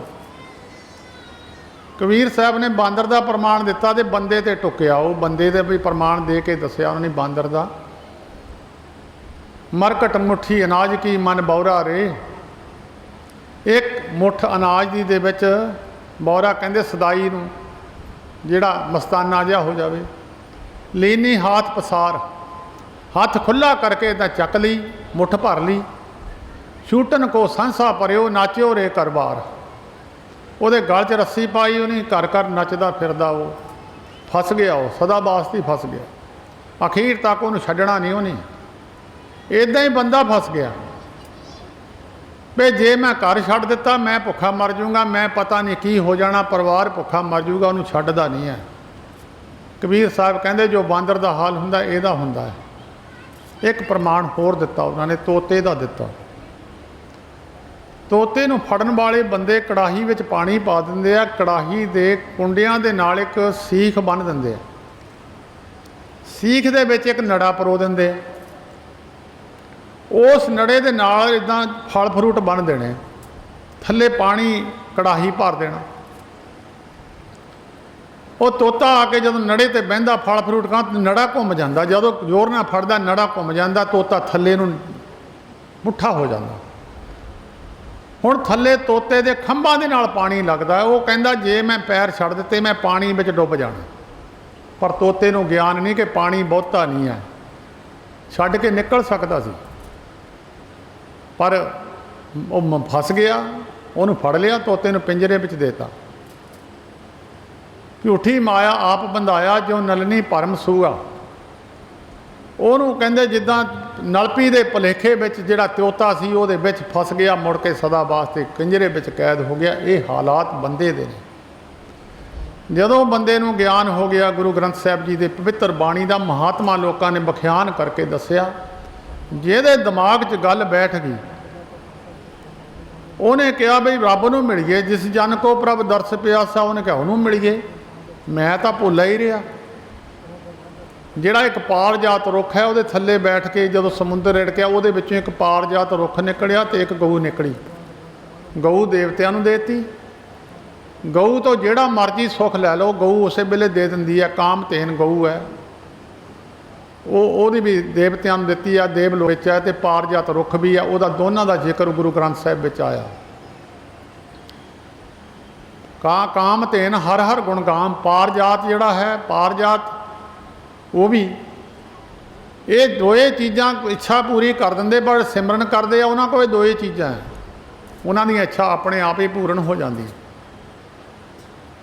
ਤਾਂ ਸਤਿਗੁਰੂ ਜੀ ਕਹਿੰਦੇ ਭਾਈ ਕਿਸੇ ਨੇ ਸਾਰੀਆਂ ਚੀਜ਼ਾਂ ਪ੍ਰਾਪਤ ਕਰਨੀਆਂ ਉਹ ਵੱਖਰੀ ਗੱਲ ਹੈ, ਪਰ ਜਿਹਨੂੰ ਇਹ ਸੋਚ ਆ ਗਈ ਕਿ ਇਹ ਤਾਂ ਚੀਜ਼ਾਂ ਇਹਨਾਂ ਸਿਮਰਨ ਦੇ ਪਿੱਛੇ ਆਪ ਹੀ ਆ ਜਾਣੀਆਂ, ਤੇ ਮੈਂ ਕਿਉਂ ਨਾ ਕਿ ਮੈਂ ਉਸ ਪਰਮੇਸ਼ਰ ਨੂੰ ਮਿਲਾਂ ਜਿਹਦੇ ਕੋਲ ਸਾਰੇ ਸੁੱਖ ਹੈ, ਉਹਦੇ ਨਾਲ ਰਲ ਕੇ, ਪਰਮੇਸ਼ਰ ਦੇ ਨਾਲ ਰਲ ਕੇ ਸਾਰੇ, ਭਾਵੇਂ ਸੁੱਖ ਦੂਜਿਆਂ ਨੂੰ ਵੀ ਵੰਡੀ ਜਾਵੇ। ਜਦ ਸੁੱਖਾਂ ਦੇ ਦਾਤੇ ਨਾਲ ਮੇਲ ਮਿਲਾਪ ਹੀ ਹੋ ਗਿਆ, ਉਹ ਕਹਿ ਕੇ ਜਿਹਨੂੰ ਮਰਜ਼ੀ ਜੇਲ੍ਹ 'ਚੋਂ ਛੁਡਾ ਦੇਵੇ, ਜਿਹਨੂੰ ਮਰਜ਼ੀ ਬਣਾ ਦੇਵੇ, ਉਹਦੀ ਮਰਜ਼ੀ ਹੈ, ਕਿਉਂਕਿ ਉਹਦੇ ਨਾਲ ਮੇਲ ਜੋੜ ਉਹਦਾ ਹੋ ਗਿਆ। ਤਾਂ ਫਿਰ ਭੁਲੇਖਾ ਚੱਕਿਆ ਗਿਆ, ਉਹਦੇ ਅੰਦਰ ਫਿਰ ਅਛਾਲਾ ਆਉਂਦਾ ਵੀ ਉਹ ਬੰਦਾ ਫਿਰ ਇੱਛਾ ਬਣਾਉਂਦਾ ਵੀ ਮੈਂ ਜਾ ਕੇ ਮੈਂ ਵੀ ਪਰਮੇਸ਼ਰ ਨੂੰ ਮਿਲਾਂ। ਅਗਲਾ ਮਹੀਨਾ ਫਿਰ ਅੱਸੂ ਦੇ ਮਹੀਨੇ ਵਿੱਚ ਇਹ ਉਪਦੇਸ਼ ਪੰਜਵੇਂ ਪਾਤਸ਼ਾਹ ਜੀ ਨੇ ਬਖਸ਼ਿਆ, ਆਸਨ ਪ੍ਰੇਮ ਅਮਾਹੜਾ, ਮਾੜਾ ਹੁੰਦਾ ਉਛਾਲਾ। ਜਦ ਬੰਦੇ ਨੂੰ ਸੋਝੀ ਪੈ ਗਈ, ਭੁਲੇਖਾ ਨਿਕਲ ਗਿਆ, ਅਸਲ ਗਿਆਨ ਮਿਲ ਗਿਆ ਵੀ ਇਹ ਗੱਲ ਜ਼ਰੂਰੀ ਹੈ, ਇਹ ਛੱਡਣ ਯੋਗ ਹੈ। ਉਹਨੇ ਫਿਰ ਮਨ ਬਣਾ ਲਿਆ ਵੀ ਜਿਨ੍ਹਾਂ ਸੁੱਖਾਂ ਦੀ ਖਾਤਰ ਮੈਂ ਸਾਰਾ ਜੀਵਨ ਖਰਾਬ ਕਰਦਾ, ਇਹ ਤਾਂ ਸੁੱਖ ਮਗਰ ਮਗਰ ਆਪ ਹੀ ਆ ਜਾਣੇ ਸੀ। ਇਹ ਗੱਲ ਜੇ ਮੈਂ ਕਰਨੀ ਤਾਂ ਅਸਲ ਇਹ ਗੱਲ ਸੀ। ਉਹਨੂੰ ਭੁਲੇਖਾ ਨਿਕਲ ਗਿਆ। ਫਿਰ ਉਹਦੇ ਅੰਦਰ ਇੱਛਾ ਬਣ ਗਈ, ਕੋਈ ਆਣ ਮਿਲਾਵੇ ਮੇਰਾ ਪ੍ਰੀਤਮ ਪਿਆਰਾ ਹੋਂ ਤਿਸ ਪੈ ਆਪ ਬਚਾਈ। ਕਹਿੰਦੇ ਮੇਰਾ ਕੋਈ ਪ੍ਰੀਤਮ ਮਿਲਾ ਦੇਵੇ ਪਰਮੇਸ਼ਰ ਪਿਆ, ਉਹਨੂੰ ਮੈਂ ਆਪਣਾ ਆਪ ਵੇਚ ਦੇਵਾਂ। ਤਨ ਮਨ ਕਾਟ ਕਾਟ ਕਰ ਅਰਪੀ ਵਿੱਚ ਅਗਨੀ ਆਪ ਜਲਾਈ। ਉਹਨੂੰ ਤਨ ਆਪਣਾ ਵੱਢ ਕੇ, ਜਾਂ ਫਿਰ ਮੈਂ ਉਹਨੂੰ ਜੇ ਕੋਈ ਮੇਰੇ ਪਰਮੇਸ਼ਰ ਦੀ ਕੋਈ ਗੱਲ ਸੁਣਾਵੇ, ਮੈਂ ਆਪਣਾ ਸਿਰ ਮੂੜਾ ਬਣਾ ਕੇ ਦੇ ਦੇਵਾਂ ਉਹਨੂੰ। ਤੈਂ ਸਾਹਿਬ ਕੀ ਬਾਤ ਜੇ ਆਖੇ, ਕਹੋ ਨਾਨਕ ਕਿਆ ਦੀਜੈ, ਸੀਸ ਵੱਡੇ ਕਰ ਵੈਸਣ ਦੀਜੈ, ਬਿਨ ਸਿਰ ਸੇਵ ਕਰੀਜੈ। ਜੇ ਮੇਰੇ ਸਾਹਿਬ ਦੀ ਗੱਲ, ਉਹਦੇ ਅੰਦਰ ਪ੍ਰੇਮ ਦਾ ਛਾਲਾ ਆਇਆ, ਮੇਰੇ ਸਾਹਿਬ ਦੀ ਗੱਲ ਸੁਣਾ, ਮੈਂ ਉਹਨੂੰ ਆਪਣਾ ਸਿਰ ਵੱਢ ਕੇ ਬੈਠਣ ਨੂੰ ਦੇਵਾਂ, ਇੰਨਾ ਸਤਿਕਾਰ ਉਹਦਾ ਕਰਾਂ। ਆਸਨ ਪ੍ਰੇਮ ਅਮਾਹੜਾ, ਕਿਉਂ ਮਿਲ ਗਏ ਹਰ ਜਾਏ। ਕਿੱਦਾਂ ਮਿਲੀਏ ਪਤਾ ਨਹੀਂ ਲੱਗ ਰਿਹਾ, ਉੱਥੇ ਚੜ੍ਹੀਏ ਕਿੱਦਾਂ, ਉਸ ਪੌੜੀ 'ਤੇ ਕਿੱਦਾਂ ਪਹੁੰਚੀਏ। ਮਨ ਤਨ ਪਿਆਸ ਦਰਸ਼ਨ ਕਣੀ, ਕੋਈ ਆਣ ਮਿਲਾਵੇ ਮਾਏ। ਮਨ ਤਨ ਦੇ ਅੰਦਰ ਪਿਆਸ ਬਣੀ ਹੋਈ ਹੈ, ਮਨ ਦੇ ਅੰਦਰ ਪਿਆਸ ਹੈ, ਇੱਛਾ ਹੈ, ਪਿਆਸ ਹੁੰਦੀ ਇੱਛਾ। ਸਾਚੇ ਨਾਮ ਕੀ ਲਾਗੇ ਭੂਖ, ਦਰਸ਼ਨਾਂ ਦੀ ਪਿਆਸ ਹੁੰਦੀ ਹੈ, ਨਾਮ ਦੀ ਭੁੱਖ ਹੁੰਦੀ ਹੈ। ਇਹ ਆਤਮਾ ਦੀ ਹੈ। ਸਰੀਰ ਦੀ ਇੱਕ ਭੁੱਖ ਹੈ, ਇੱਕ ਸਰੀਰ ਦੀ ਪਿਆਸ ਹੈ। ਉਹ ਤਾਂ ਪਾਣੀ ਨਾਲ ਬੁੱਝ ਜਾਂਦੀ ਹੈ, ਰੋਟੀ ਨਾਲ ਭੁੱਖ ਖਤਮ ਹੋ ਜਾਂਦੀ ਹੈ। ਜਿਹੜੀ ਆਤਮਾ ਦੀ ਪਿਆਸ ਹੈ ਉਹ ਦਰਸ਼ਨਾਂ ਨਾਲ ਖਤਮ ਹੁੰਦੀ ਹੈ। ਦਰਸ਼ਨ ਪਿਆਸੀ ਦਿਨ ਸਰਾਤ, ਚਿੱਤ ਬਵੰਦਨ ਰੀਤ। ਜਾਂ ਦਰਸ਼ਨਾਂ ਦੀ ਪਿਆਸ ਹੈ, ਸਾਚੇ ਨਾਮ ਕੀ ਲਾਗੇ ਭੂਖ, ਦੇ ਨਾਮ ਸੰਤੋਖਿਆ ਉਤਰੇ ਮਨ ਦੀ ਭੁੱਖ। ਮਨ ਉਹਨਾਂ ਚਿਰ ਰਜਦਾ ਨਹੀਂ ਜਿੰਨਾ ਚਿਰ ਨਾਮ ਦੇ ਨਾਲ ਜੁੜਦਾ ਨਹੀਂ। ਸੰਤੋਖੀ ਪੁਰਖ ਨਹੀਂ ਹੁੰਦਾ ਕਦੀ ਵੀ। ਲੋਭੀ ਕਿਸੇ ਦਾ ਮਿੱਤਰ ਹੁੰਦਾ ਨਹੀਂ ਹੈ। ਲੋਭੀ ਦੇ ਅੰਦਰ ਨਾਮ ਵਸਦਾ ਨਹੀਂ, ਤਾਂ ਹੀ ਸੰਤੋਖੀ ਨਹੀਂ ਆਓ। ਮਨ ਤਨ ਪਿਆਸ ਦਰਸ਼ਨ ਘਣੀ, ਕੋਈ ਆਣ ਮਿਲਾਵੇ ਮਾਏ। ਫਿਰ ਉਹ ਪੁੱਛਦਾ ਫਿਰਦਾ ਹਰੇਕ ਨੂੰ, ਭਾਈ ਮੈਂ ਕਿੱਥੋਂ, ਇਹ ਚੀਜ਼ ਮੈਨੂੰ ਕਿੱਥੋਂ ਮਿਲੂਗੀ। ਉਹ ਚੀਜ਼ ਫਿਰ ਗੁਰੂਆਂ ਪੀਰਾਂ ਮਹਾਤਮਾ ਨੇ ਦੱਸੀ ਹੈ, ਜਾਂ ਗੁਰੂ ਗ੍ਰੰਥ ਸਾਹਿਬ ਜੀ ਨੇ ਦੱਸੀ ਹੈ। ਸੰਤ ਸਹਾਈ ਪ੍ਰੇਮ ਕੇ ਹੋਂ ਤਿਨ ਕੇ ਲਾਗਾਂ ਪਾਏ। ਭਾਈ ਜਿਨ੍ਹਾਂ ਦਾ ਰੱਬ ਨਾਲ ਪਿਆਰ ਹੈ ਉਹਨਾਂ ਨੂੰ ਮਿਲੋ, ਤੇਰਾ ਮਿਲਾਪ ਕਰਾ ਦੂਗੇ। ਉਹਨਾਂ ਤੋਂ ਬਿਨਾਂ ਮਿਲਾਪ ਨਹੀਂ ਹੋਣਾ। ਵਿਚੋਲਾ ਉਹ ਹੁੰਦਾ ਜਿਹੜਾ ਦੋ ਪਾਸਿਆਂ ਨੂੰ ਜਾਣਦਾ ਹੋਵੇ। ਕਦੀ ਵਿਚੋਲਾ ਇੱਕ ਪਾਸੇ ਨੂੰ ਜਾਣਨ ਵਾਲਾ ਨਹੀਂ ਹੁੰਦਾ। ਕੋਲ ਕਮਾਈ ਤੇ ਸਮਿੱਤਰ ਵਿਚੋਲੇ, ਜੇ ਮਿਲ ਕੰਤ ਪਛਾਣਾ। ਜਿਹਦੀ ਰੱਬ ਨਾਲ ਬਣੀ ਹੋਈ ਹੈ ਉਹਨੂੰ ਜਾ ਕੇ ਮਿਲੀਏ, ਉਹਦੇ ਪੈਰਾਂ ਨੂੰ ਲੱਗੀਏ। ਕੌਣ ਕਹਿੰਦਾ ਸੰਤ ਨੂੰ ਮੱਥਾ ਨਹੀਂ ਟੇਕਣਾ। ਇੱਥੇ ਇਹਦਾ ਅਰਥ ਕੋਈ ਕਰਕੇ ਦੱਸੇ। ਜਿਹੜੇ ਕਹਿੰਦੇ ਵੀ ਸੰਤਾਂ ਨੂੰ ਮੱਥਾ ਨਹੀਂ ਟੇਕਣਾ, ਉਹਨਾਂ ਤੋਂ ਇਹ ਪੰਕਤੀ ਦਾ ਅਰਥ ਕਰਾਇਓ। ਸੰਤ ਸਹਾਈ ਪ੍ਰੇਮ ਕੇ ਹੋਂ ਤਿੰਨ ਕੇ ਲਾਗਾਂ ਪਾਏ। ਪਾਏ ਕਹਿੰਦੇ ਪੈਰਾਂ ਨੂੰ, ਉਹਨਾਂ ਦੇ ਪੈਰਾਂ ਨੂੰ ਲੱਗਾ। ਪੰਜਵੇਂ ਪਾਤਸ਼ਾਹ ਜੀ ਦਾ ਬਚਨ ਹੈ, ਕੋਈ ਜਨ ਹਰ ਸਿਉ ਦੇਵੈ ਜੋਰ, ਚਰਨ ਗਹੋਂ, ਚਰਨ ਮੈਂ ਫੜਾਂ ਉਹਦੇ ਪੈਰ ਫੜਾਂ। ਚਰਨ ਗਹੋਂ ਬਕੋਂ ਸ਼ੁਭ ਰਸਨਾ, ਮੈਂ ਬਹੁਤ ਸ਼ੁਭ ਬਚਨ ਉਹਦੇ ਮੈਂ ਸਿਫਤ ਸਲਾਹ ਕਰਾਂ। ਲੀਜੇ ਪ੍ਰਾਨ ਅਕੋਰ, ਮੈਂ ਆਪਣਾ ਤਨ ਮਨ ਉਹਦੇ ਉੱਤੇ ਬਾਰ ਦੇਵਾਂ, ਉਹਨੂੰ ਦੇ ਦੇਵਾਂ ਜਿਹੜਾ ਮੈਨੂੰ ਮਿਲਾ ਦੇਵੇ। ਸੰਤ ਸਹਾਈ ਪ੍ਰੇਮ ਕੇ ਹੋਂ ਤਿੰਨ ਕੇ ਲਾਗਾਂ ਪਾਏ। ਜਿਨ੍ਹਾਂ ਦੇ ਵੱਡੇ ਭਾਗ ਹੁੰਦੇ ਆ ਉਹ ਬੰਦਗੀ ਮਾਨ ਪੁਰਖਾਂ ਦੀ ਸੰਗਤ ਕਰਦੇ ਆ, ਮਹਾਂਪੁਰਖਾਂ ਦੀ ਸੰਗਤ ਕਰਦੇ ਆ, ਉਹਨਾਂ ਦੇ ਬਚਨ ਨੂੰ ਮੰਨਦੇ ਆ। ਹਾਂ ਤਿੰਨ ਕੇ ਲਾਗਾਂ ਪਾਏ। ਕਹਿੰਦੇ ਕਿਸੇ ਨੇ ਦੱਸਿਆ ਵੀ ਸੰਤਾਂ ਨੂੰ ਮਿਲ ਜਿਨ੍ਹਾਂ ਦਾ ਰੱਬ ਨਾਲ ਪ੍ਰੇਮ ਹੈ। ਰੱਬ ਨਾਲ ਪ੍ਰੇਮ ਕਿੱਦਾਂ? ਜਿੱਦਾਂ ਬੱਚੇ ਨੂੰ ਦੁੱਧ ਨਾਲ ਪ੍ਰੇਮ ਹੈ, ਬੱਚੇ ਨੂੰ ਦੁੱਧ ਨਾਲ ਪੀ, ਤੇ ਲੋਭੀ ਬੰਦੇ ਨੂੰ ਜ਼ਮੀਨ ਨਾਲ ਪ੍ਰੇਮ ਹੈ। ਜਿਹੜਾ ਮਨ ਭੂਮ ਪਿਆਰੀ ਖੀਰ ਸੰਗ ਬਾਰਕ ਹੈ ਲੀਨਾ ਪ੍ਰਭ ਸੰਤ ਐਸੇ ਹਿਤਕਾਰੀ। ਅਮਲਨ ਸਿਉ ਅਮਲੀ ਲਿਪਟਾਇਓ। ਅਮਲੀ ਟੱਬਰ ਨੂੰ ਤਾਂ ਛੱਡ ਦਊਗਾ, ਅਮਲ ਨਹੀਂ ਛੱਡਦਾ। ਉਹਦੇ ਨਾਲ ਜ਼ਿਆਦਾ ਉਹਦੀ ਪ੍ਰੇਮ ਜੁੜਿਆ, ਅਮਲ ਤੋਂ ਬਿਨਾਂ ਸਰੀਰ ਨਹੀਂ ਕਿਹਾ ਕਰਦਾ। ਅਮਲੀ ਅਮਲ ਦੇ ਨਾਲ ਹੀ ਆ, ਉਹਦਾ ਨੇਮ ਪ੍ਰੇਮ ਇੰਨਾ ਆ ਕਿ ਉਹਨੂੰ ਛੱਡ ਨਹੀਂ ਸਕਦਾ। ਉਹ ਪਰਿਵਾਰ ਨੂੰ ਤਾਂ ਛੱਡ ਦੂਗਾ, ਘਰ ਦੀ ਨੂੰ ਛੱਡ ਦੂਗਾ, ਨਿਆਣਿਆਂ ਨੂੰ ਛੱਡ ਦੂਗਾ, ਅਮਲ ਕਿੱਦਾਂ ਛੱਡ ਦੂਗਾ? ਉਹ ਭੂਮਨ ਭੂਮ ਪਿਆਰੀ ਜਿਹੜਾ ਜ਼ਮੀਨ ਖਰੀਦਣੇ ਵਾਲਾ ਜ਼ਮੀਨ ਨਹੀਂ ਛੱਡਦਾ। ਮਹਿੰਗੀ ਸਸਤੀ ਨਾਲ ਲੱਗਦੀ ਕੋਸ਼ਿਸ਼ ਹੈ ਉਹਦੀ ਮੈਨੂੰ ਮਿਲ ਜਾਵੇ। ਖੀਰ ਸੰਗ ਬਾਰਕ ਹੈ ਲੀਨਾ। ਬੱਚਾ ਆਇਆ ਉਹਨੂੰ ਦੁੱਧ ਪਿਆਰਾ ਹੈ, ਜੇ ਰੋਂਦਾ ਮਾਂ ਉਹਨੂੰ ਦੁੱਧ ਦਿੰਦੀ ਆ। ਉਹ ਦੁੱਧ ਤੋਂ ਬਿਨਾਂ ਰਹਿ ਨਹੀਂ ਸਕਦਾ। ਉਹ ਪ੍ਰਭ ਸੰਤ ਐਸੇ ਹਿਤਕਾਰੀ। ਜਿਹੜਾ ਪਰਮੇਸ਼ਰ ਦਾ ਸੰਤਾਂ ਨੇ ਇੰਨਾ ਪਿਆਰ ਆ, ਸੰਤਾਂ ਦਾ ਪਰਮੇਸ਼ਰ ਨੇ ਇੰਨਾ ਪਿਆਰ ਹੈ ਜਿੱਦਾਂ ਉਹਦਾ ਦੁੱਧ ਨਾਲ, ਅਮਲੀ ਦਾ ਅਮਲ ਨਾਲ, ਜ਼ਮੀਨ ਵਾਲੇ ਦਾ ਜ਼ਮੀਨ ਨਾਲ। ਫਿਰ ਕਿਸੇ ਨੇ ਕਿਹਾ ਵੀ ਰੱਬ ਦੇ ਪਿਆਰਿਆਂ ਨੂੰ ਮਿਲ ਜਿਹੜੇ ਨਾਨਕੀ ਪ੍ਰਭ ਬਾਸ ਬੇਨੰਤੀ ਤੇਰੇ ਜਨ ਦੇਖਣ ਪਾਵਾਂ। ਮਹਾਰਾਜ ਮੇਰੇ ਆਪਣੇ ਪਿਆਰਿਆਂ ਦਾ ਮਿਲਾਪ ਕਰਾ ਦੇ, ਆਪਣੇ ਜਨਾਂ ਦਾ। ਮੇਰੀ ਬੇਨਤੀ ਹੈ ਮਹਾਰਾਜ ਕੋ ਆਪਣੇ ਪਿਆਰੇ ਮਿਲਾ ਦਿਓ। ਹਾਂ ਤਿੰਨ ਕੇ ਲਾਗਾਂ ਪਾਏ ਬਿਨ ਪ੍ਰਭ ਬਿਨ ਦੂਜਾ ਕੋ ਨਹੀਂ। ਹੁਣ ਤਿੰਨ ਕੇ ਲਾਗਾਂ ਪਾਏ ਬਿਨ ਪ੍ਰਭ ਕਿਉਂ ਸੁਖ ਪਾਈਏ, ਦੂਜੀ ਨਾ ਹੀ ਜਾਏ। ਪਰਮੇਸ਼ਰ ਤੋਂ ਬਿਨਾਂ ਸੁਖ ਦੁਨੀਆ ਵਿੱਚ ਕਿਤੇ ਨਹੀਂ ਮਿਲ ਸਕਦਾ। ਮਤ ਭੁਲੇਖਾ ਕਿਸੇ ਨੂੰ ਰਹਿ ਜਾਵੇ ਮੈਂ ਰਾਜਾ ਸਾਰੇ ਸੁੱਖ ਮਿਲ ਜਾਣ, ਨਹੀਂ। ਰਾਜੇ ਨੂੰ ਪੁੱਛੋ ਸੁਖੀ ਹੈ? ਬਿਨ ਪ੍ਰਭ ਕਿਉਂ ਸੁਖ ਪਾਈਏ। ਅਸਲ ਸੁਖ, ਅਸਲ ਚੀਜ਼ ਜਿਹੜੀ ਹੈ ਪੰਜਵੇਂ ਪਾਤਸ਼ਾਹ ਜੀ ਨੇ ਦੱਸੀ ਹੈ ਵੀ ਜਿਹੜਾ ਮਨੁੱਖ ਬ੍ਰਹਮ ਗਿਆਨ ਦੀ ਅਵਸਥਾ ਤੋਂ ਬਿਨਾਂ ਸੰਸਾਰ ਵਿੱਚੋਂ ਨਿਕਲ ਨਹੀਂ ਸਕਦਾ ਕਦੀ ਵੀ। ਪੰਜਵੇਂ ਪਾਤਸ਼ਾਹ ਜੀ ਦਾ ਪਤਾ ਕਰੋ ਬਨਾਂਤੀ ਸੁਣੋ ਮੇਰੇ ਮੀਤਾ। ਇੱਥੇ ਕਰੋ ਦੇ ਉੱਤੇ ਬਿੰਦੀ ਲੱਗਣੀ ਹੈ, ਇੱਥੇ ਕਰੋ ਨਹੀਂ ਹੈ। ਜੇ ਤੁਸੀਂ ਕਰੋ ਪੜੋਗੇ ਤਾਂ ਦੂਜੇ ਵਾਸਤੇ ਉਪਦੇਸ਼ ਹੈ। ਇੱਥੇ ਪੰਜਵੇਂ ਪਾਤਸ਼ਾਹ ਜੀ ਨੇ ਆਪਣੇ ਤੇ ਗੱਲ ਕਰੋ ਬੇਨੰਤੀ ਸੁਣੋ ਮੇਰੇ, ਮੈਂ ਬੇਨਤੀ ਕਰਦਾ ਮੇਰੀ ਮਿੱਤਰੋ ਮੇਰੀ ਉਹ ਗੱਲ ਸੁਣੋ। ਕਰੋ ਬੇਨੰਤੀ ਸੁਣੋ ਮੇਰੇ ਮੀਤਾ ਸੰਤ ਟਹਿਲ ਕੀ ਬੇਲਾ। ਕਹਿੰਦੇ ਸੰਤਾਂ ਦੀ ਸੇਵਾ ਦਾ ਹੁਣ ਟਾਈਮ ਹੈ, ਹੁਣ ਸਮਾਂ ਹੈ ਸੰਤਾਂ ਦੀ ਸੇਵਾ ਦਾ। ਇਹਾਂ ਖਾਟ ਚਲੋ ਹਰ ਲਾਹਾ ਅੱਗੇ ਬਸਣ ਸਹੇਲਾ। ਜੇ ਕਿਸੇ ਨੇ ਮੋਹਰੇ ਸੁਖੀ ਬਸਣਾ ਤਾਂ ਇਹ ਲਾਹਾ ਹੋਣਾ ਖੱਟ ਲਓ। ਕਈ ਬਹੁਤ ਦੁਖੀ ਘਰਾਂ 'ਚ ਬੈਠੇ ਆ, ਉਹ ਸੰਤਾਂ ਦੀ ਸੇਵਾ 'ਚ ਪਹੁੰਚਦੇ ਨਹੀਂ ਆ। ਉਹਨਾਂ ਦੇ ਨਾ ਤਾਂ ਉਹਨਾਂ ਦੇ ਗੱਲ ਸਮਝ ਆਉਣੀ ਹੈ, ਨਾ ਉਹਨਾਂ ਸਮਝਾ ਵੀ ਦਿਓ ਤਾਂ ਵੀ ਨਹੀਂ ਆਉਂਦੇ। ਉਹ ਇਹ ਪੰਜਵੇਂ ਪਾਤਸ਼ਾਹ ਜੀ ਦੇ ਬਚਨ ਹੈ, ਝੂਠਾ ਨਹੀਂ ਹੈ। ਕਹਿੰਦੇ ਇਹ ਲਾਹਾ ਹੈ ਇਹਾਂ ਖਾਟ ਚਲੋ ਹਰ ਲਾਹਾ ਆਗੇ ਬਸਨ ਸਹੇਲਾ। ਗਾਹਾਂ ਸੁਖੀ ਬਸੋਗੇ ਔਧ ਘਟੇ ਦਿਨ ਸੋ ਰਹਿਣਾ ਰੇ ਮਨ। ਕਹਿੰਦੇ ਉਮਰ ਤੇਰੀ ਬੀਤਦੀ ਜਾਂਦੀ ਹੈ, ਦਿਨ ਰਾਤ। ਮਨ ਗੁਰਮਿਲ ਕਾਜ ਸਵਾਰੇ। ਕਿਸੇ ਮਹਾਂਪੁਰਖ ਨੂੰ ਮਿਲ ਕੇ ਆਪਣਾ ਕੰਮ ਸਵਾਰ ਲੈ। ਮਨ ਗੁਰਮਿਲ ਕਾਜ ਸੇ ਸੰਸਾਰ ਵਿਕਾਰ ਸੰਸੇ ਮੈਂ ਤਰਿਓ ਬ੍ਰਹਮ ਗਿਆਨੀ।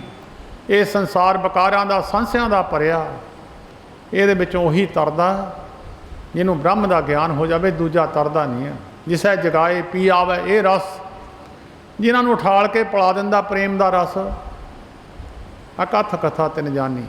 ਉਹਨਾਂ ਨੇ ਨਾ ਕਥਨ ਵਾਲੀ ਕਥਾ ਉਹਨਾਂ ਦੀ ਜੀਭ ਤੋਂ ਤਾਂ ਆਪੇ ਆਊਗੀ ਜਦ ਉਹਨਾਂ ਨੇ ਜਾਣ ਲਈ ਉਹੀ ਕਥਾ ਦੱਸਣਗੇ ਅਕਥ ਦੀ। ਅਕਥ ਉਹਨੂੰ ਕਹਿੰਦੇ ਜਿਹਦੀ ਗੱਲ ਕਥੀ ਨਾ ਜਾ ਸਕੇ। ਪ੍ਰਭ ਕੀ ਸਾਧ ਕੀ ਸੋਭਾ ਮੂਚ ਤੇ ਮੂਚੀ। ਮੂਚ ਤੇ ਮੂਚੀ ਹੁੰਦੀ ਜਿਹੜੀ ਮੂੰਹ ਤੋਂ ਕਹੀ ਨਾ ਜਾ ਸਕਦੀ ਹੋਵੇ।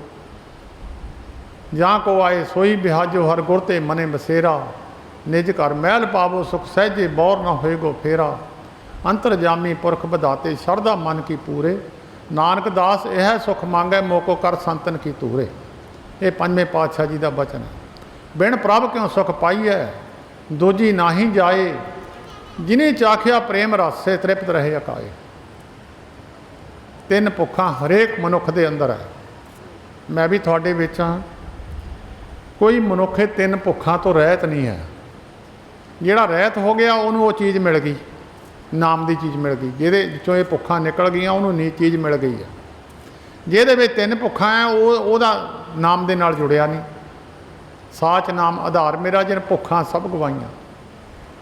भुੱਖ है एक धन दी, चाहे किड्डा वड्डा संत होवे, जे लालसा धन दी है तो नाम दे विच उहदा टका नहीं है। जे बोरियां चक के लोगों के घरीं तुरिया फिरदा टका नहीं है,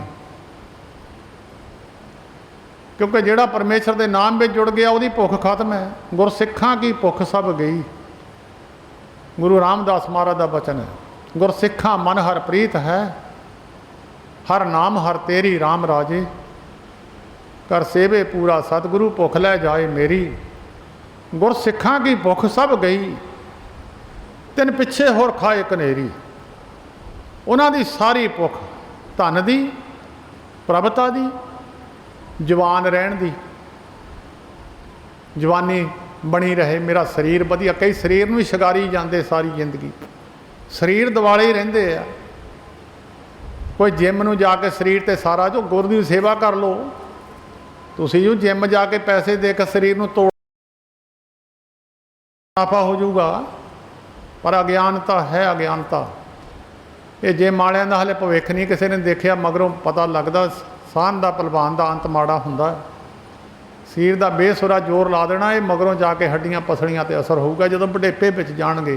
हले किसी नूं वडेपा नहीं आया जिम वाले नूं। 3 भुੱਖਾਂ ने, जिस मनुख की भुख खत्म हो गई वो नाम नाल जुड़ गया, जिहदी नहीं नाम नाल जुड़िया उहदे अंदर 3 भुੱਖਾਂ, धन दी, प्रभता दी, जवान रहन दी। धन जोबन प्रभता के मद में ऐन सरहित बानी। ਉਹਦੀਆਂ ਭੁੱਖਾਂ खत्म हो जांदियां। साच नाम आधार मेरा जिन भुੱਖਾਂ सब गवाइयां, ਉਹਦੀਆਂ ਭੁੱਖਾਂ खत्म हो जांदियां। वो मनुख संतुष्ट हो जाता। बिन प्रभ क्यों सुख पाइए दूजी ना ही जाए। जिन्हें चाखिया प्रेम रस, जिन्हों ने प्रेम का रस पी लिया, से तृप्त रहे अकाए। उन्होंने होर कोई संसार की इच्छा ही नहीं रही, कोई इच्छा अंदर बनी नहीं है। जिन्हों के स्थान पर तुसीं बैठे हो, पैसों दीयां ढेरियां लग जांदियां सी, छड्ड के चले जाते। बड़े बड़े अंबार कपड़ियां दे लग जाने, कभी पैसे नूं हथ नहीं सी लाया। जिहड़ा कोई स्थान नेड़े होना पाई चक के उत्थे पहुँचा दिओ। माया मगर मगर तुरी पैसी, माया दासी भगतां की कार कमावे, अगे पिछे तुरी फिरदी। वो परवाह नहीं सी करदे इन्हां चीज़ां दी, भुख ही नहीं सी है। सिख बनना ही बड़ा औखा, गुरसिख तो बहुत दूर की गल है। सिख बनना ही, गुरु का सिख बनना बड़ी औखी गल है। संत बनना तो दूर की गल है। गुरु का सिख ही बन जाए ਉਹਦੀ भुख खत्म है। बहुत उच्ची अवस्था है। हुण तो माड़ा जिहा अमृत छक के गुरु के सिंह हुंदे आ, हौमे भर जाती है, निकलती नहीं है। कहना गज के फतेह बुलाते आ, जिहड़ा फतेह बुलावे कहते गुरु गोबिंद सिंह का उहदे मूँह है। जे इदां ही मूँह हो जाना सी तो फिर गुरमुखो गागर काहनूं 12 साल ढोनी सी। परिवार सारा इकट्ठा हो गज गज के फतेह बुलाई जाए, जो तुहाडे वल मूँह हो जाए। झूठ छड्डना नहीं, झूठ छड्डनी नहीं, हेरा फेरी छड्डनी नहीं, फतेह गज के जिन्नी मर्जी बुलाई जो, गुरु कितना सामने नूं मूँह कर लूगा। वो से तृप्त रहे अकाए, आप त्याग बेनती करे लेहो प्रभु लड़लाए। एक कोई इलाज है, अपनी हौमे त्याग के बेनती करे महाराज अपने चरणों ना जोड़ लो जी। नानक गरीब टै पिया दवारे, हर मेल लेहो बड़ियाई। मारा गरीब हैं थोड़े चरणों ते डिगे हैं, बख्श लो मारा, बख्श लो जी। आप त्याग बेनती करे लेहो प्रभु लड़लाए, जो हरकंत मलाइयां से बिछड़ कते न जाए। ਜਿਹੜੀਆਂ ਉਹਨੇ ਮੇੜ ਲਈਆਂ ਉਹ ਫਿਰ ਵਿਛੜੀਆਂ ਨਹੀਂ, ਉਹ ਸਦਾ ਵਾਸਤੇ ਨਾਲ ਹੀ ਰਹੀਆਂ। ਫਿਰ ਜਿਹੜੀਆਂ ਵਿਛੜੀਆਂ ਉਹ ਤਾਂ ਵਿਛੜੀਆਂ ਹੀ, ਉਹਨਾਂ ਦਾ ਮਿਲਿਆ ਨਹੀਂ ਹਲੇ। ਜਿਹਨੂੰ ਮਿਲ ਗਿਆ ਸੇ ਵਿਛੜ ਕਤੇ ਨਾ ਜਾਏ। ਪ੍ਰਭ ਬਿਨ ਦੂਜਾ ਕੋ ਨਹੀਂ, ਨਾਨਕ ਹਰ ਸਰਣਾਏ। ਅਸੂ ਸੁਖੀ ਬਸੰਦੀਆਂ ਜਿਨ੍ਹਾਂ ਮਿਆ ਹਰ ਰਾਏ। ਕਹਿੰਦੇ ਅਸੂ ਦੇ ਮਹੀਨੇ ਵਿੱਚ ਉਹ ਮਨੁੱਖ ਸੁਖੀ ਹੈ जिन्हां ते परमेश्वर खुश हो गया, जिन्हां ते परमेश्वर की दयालता हो गई। परमेश्वर की खुशी की निशानी एक है, पंजवें पातशाह जी की सुखमनी साहिब पढ़ लिओ। जे किसी ने परमेश्वर की खुशी लैनी है, उन्होंने अस्सू का महीना सुखी है। कहते जिन्हों साधु की संगत मिल गई रब उत्ते खुश है। गुरु अर्जन देव महाराज का बचन, ਸਾਧ ਸੰਗ ਨਾਨਕ ਪ੍ਰਭ ਸੋ ਪ੍ਰਸੰਨ। ਜਿਹਨੂੰ ਸਾਧੂ ਦੀ ਸੰਗਤ ਆ ਰੱਬ ਖੁਸ਼ ਹੋ ਗਿਆ। ਸਾਧ ਜਨਾਂ ਤੇ ਬਾਹਰੀ ਸੇ ਰਹਿਣ ਅਕੇਲੜੀਆ, ਜਿਹੜਾ ਕਹਿੰਦਾ ਮੈਂ ਸਾਧੂਆਂ ਤੋਂ ਪਰੇ ਹੀ ਰਹਿ ਕੇ ਸੁੱਖ ਲੈ ਲੈਣੇ ਆ, ਬਹੁਤ ਸਾਰੇ ਹੈਗੇ ਆ ਕਹਿੰਦੇ ਸਾਧਾਂ ਨੂੰ ਅਸੀਂ ਕੀ ਲੈਣਾ। ਉਹ ਚੌਥੇ ਪਾਤਸ਼ਾਹ ਦਾ ਬਚਨ ਹੈ, ਸਾਧ ਜਨਾਂ ਤੇ ਬਾਹਰੀ ਸੇ ਰਹਿਣ ਅਕੇਲੜੀਆ, ਤਿਨ ਦੁੱਖ ਨਾ ਕਬੂ ਉਤਰੈ, ਮਤ ਭਲੇਖਾ ਸੁਖੀ ਹੋ ਜਾਣਗੇ ਉਹ, ਸੇ ਜੰਮ ਕੇ ਬਸ ਪੜੀਆ। ਉਹਨਾਂ ਦਾ ਦੁੱਖ ਨਹੀਂ ਕਦੀ ਵੀ। ਬਿਨ ਗੁਰ ਮੂੜ ਪਏ ਹੈ ਮਨਮੁਖ, ਤੇ ਮੋਹ ਮਾਇਆ ਨਿਤ ਫਾਥਾ, ਤਿਨ ਸਾਧੂ ਚਰਨ ਨਾ ਸੇਵੈ ਕਮਹੂ। ਜਿਨ੍ਹਾਂ ਨੇ ਸਾਧੂਆਂ ਦੇ ਚਰਨਾਂ ਦੀ ਸੇਵਾ ਨਹੀਂ ਕੀਤੀ, ਤਿਨ ਸਭ ਜਨਮ ਅਕਥਾ, ਬਿਰਥਾ ਜਨਮ ਚਲਿਆ ਗਿਆ। ਜਿਨ ਸਾਧੂ ਚਰਨ ਸਾਧ ਪਗ ਸੇਵੇ, ਤਿਨ ਸਫਲਿਓ ਜਨਮ ਸਨਾਥਾ। ਇਹ ਚੌਥੇ ਪਾਤਸ਼ਾਹ ਜੀ ਦਾ ਬਚਨ ਹੈ। ਕਹਿੰਦੇ ਜਿਨ੍ਹਾਂ ਨੇ ਸਾਧੂਆਂ ਦੇ ਚਰਨਾਂ ਦੀ ਸੇਵਾ ਕੀਤੀ, ਜਨਮ ਸਫਲਾ ਕਰਕੇ ਸੰਸਾਰ ਵਿੱਚੋਂ ਚਲੇ ਗਏ। ਅਸੂ ਸੁਖੀ ਬਸੰਤੀਆ, ਜਿਨ੍ਹਾਂ ਮਿਆ ਹਰ ਰਾਏ, ਜਿਨ੍ਹਾਂ ਤੇ ਪਰਮੇਸ਼ਰ ਦੀ ਖੁਸ਼ੀ ਹੋ ਗਈ। ਜਿਨ ਕੋ ਪਏ ਦਿਆਲ, ਤਿਨ ਸਾਧੂ ਸੰਗ ਪਿਆ। ਜਿਨ੍ਹਾਂ ਤੇ ਰੱਬ ਖੁਸ਼ ਹੋਇਆ ਉਹਨਾਂ ਨੂੰ ਸਾਧੂ ਮਿਲ ਪਿਆ। ਆਪਣਿਆਂ ਪਿਆਰਿਆਂ ਦਾ ਮਿਲਾਪ ਕਰਾਇਆ, ਫਲਾਣੇ ਨੂੰ ਮਿਲ, ਉਹਦੇ ਰਾਹੀਂ ਮੇਰੇ ਕੋਲ ਆ ਜੀ।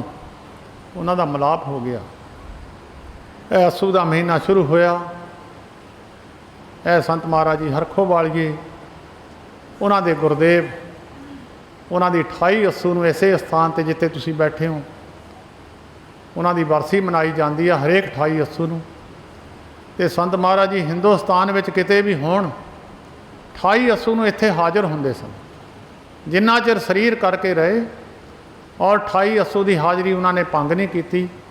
ਭਾਵੇਂ ਡਮੇਲੀ ਢਿੱਲੇ ਸਨ, ਸਰੀਰ ਢਿੱਲਾ ਸੀ। ਅੱਜ ਅੱਸੂ ਦੇ ਮਹੀਨੇ 'ਚ ਉੱਥੇ ਹੀ ਲੰਮੇ ਪਏ ਸੀ ਡਮੇਲੀ। ਅੱਸੂ ਦੇ ਮਹੀਨੇ 28 ਅੱਸੂ ਨੂੰ ਉੱਥੋਂ ਚੱਲ ਕੇ ਆਏ, ਆਪਣੇ ਗੁਰੂਆਂ ਦਾ ਦਿਨ ਮਨਾ ਕੇ ਸਹਿਜ ਪਾਠ ਰੱਖਦੇ ਹੁੰਦੇ ਸੀ। ਉਹ ਮਨਾ ਕੇ ਫਿਰ ਇੱਥੋਂ ਡਮੇਲੀ ਨੂੰ ਹੀ ਚਲੇ ਗਏ। ਇਹ ਪੱਕਾ ਦਿਨ ਵੀ ਸੀ ਉਹਨਾਂ ਦਾ ਅਤੇ ਆਖਰੀ ਦਿਨ ਵੀ ਸੀ ਇੱਥੇ। ਇਹ 28 ਅੱਸੂ ਦਾ ਦਿਨ ਇੱਥੇ ਮਨਾਇਆ ਜਾਂਦਾ। 28 ਅੱਸੂ ਨੂੰ ਬਾਬਾ ਹੀਰਾ ਸਿੰਘ ਜੀ ਬਿਹਾਲੇ ਵਾਲੇ, ਡਮੇਲੀ ਵਾਲੇ ਬਾਬਾ ਦਲੀਪ ਸਿੰਘ ਜੀ ਦੇ ਗੁਰਦੇਵ, ਉਹਨਾਂ ਦੀ ਵੀ 28 ਅੱਸੂ ਨੂੰ ਵਰਸੀ ਹੁੰਦੀ ਆ। ਸਾਰਿਆਂ ਦਾ ਧੰਨਵਾਦ ਜੀ, ਜਿਹਨੇ ਤੁਸੀਂ ਆਏ ਹੋ। ਕੋਈ ਨਾ ਕੋਈ ਗੱਲ ਲੈ ਕੇ ਜਾਇਆ ਕਰੋ, ਤਰੱਕੀ ਕਰਿਆ ਕਰੋ। ਜਿਹੜਾ ਝੂਠ ਬੋਲਦਾ ਝੂਠ ਛੱਡ ਦਿਓ, ਜਿਹੜਾ ਝੂਠ ਖਾਂਦਾ ਝੂਠ ਛੱਡ ਦਿਓ, ਜਿਹੜਾ ਕਿਸੇ ਦਾ ਹੱਕ ਖਾਂਦਾ ਹੱਕ ਛੱਡ ਦਿਓ, ਅਤੇ ਜਿਹੜਾ ਬਾਣੀ ਨਹੀਂ ਪੜ੍ਹਦਾ ਬਾਣੀ ਪੜ੍ਹਿਆ ਕਰੋ। ਜਿਹੜਾ ਸਵੇਰ ਨੂੰ ਉੱਠ ਕੇ ਨਹਾਉਂਦਾ ਨਹੀਂ, ਮੂੰਹ ਨਹੀਂ ਧੋਂਦਾ, ਉਹ ਨਹਾਇਆ ਕਰੋ। ਜੇ ਧਰਮ ਦੀ ਪੌੜੀ 'ਤੇ ਤੁਰਨਾ ਤੇ ਕੁਛ ਗੱਲਾਂ ਗ੍ਰਹਿਣ ਕਰਿਆ ਕਰੋ। ਰੇਲਵੇ ਦੀ ਪਟੜੀ 'ਤੇ ਤੁਰਨਾ ਬੜਾ ਔਖਾ ਹੈ, ਧਰਮ ਦੀ ਪਟੜੀ 'ਤੇ ਤੁਰਨਾ ਵੀ ਬੜਾ ਔਖਾ ਹੈ।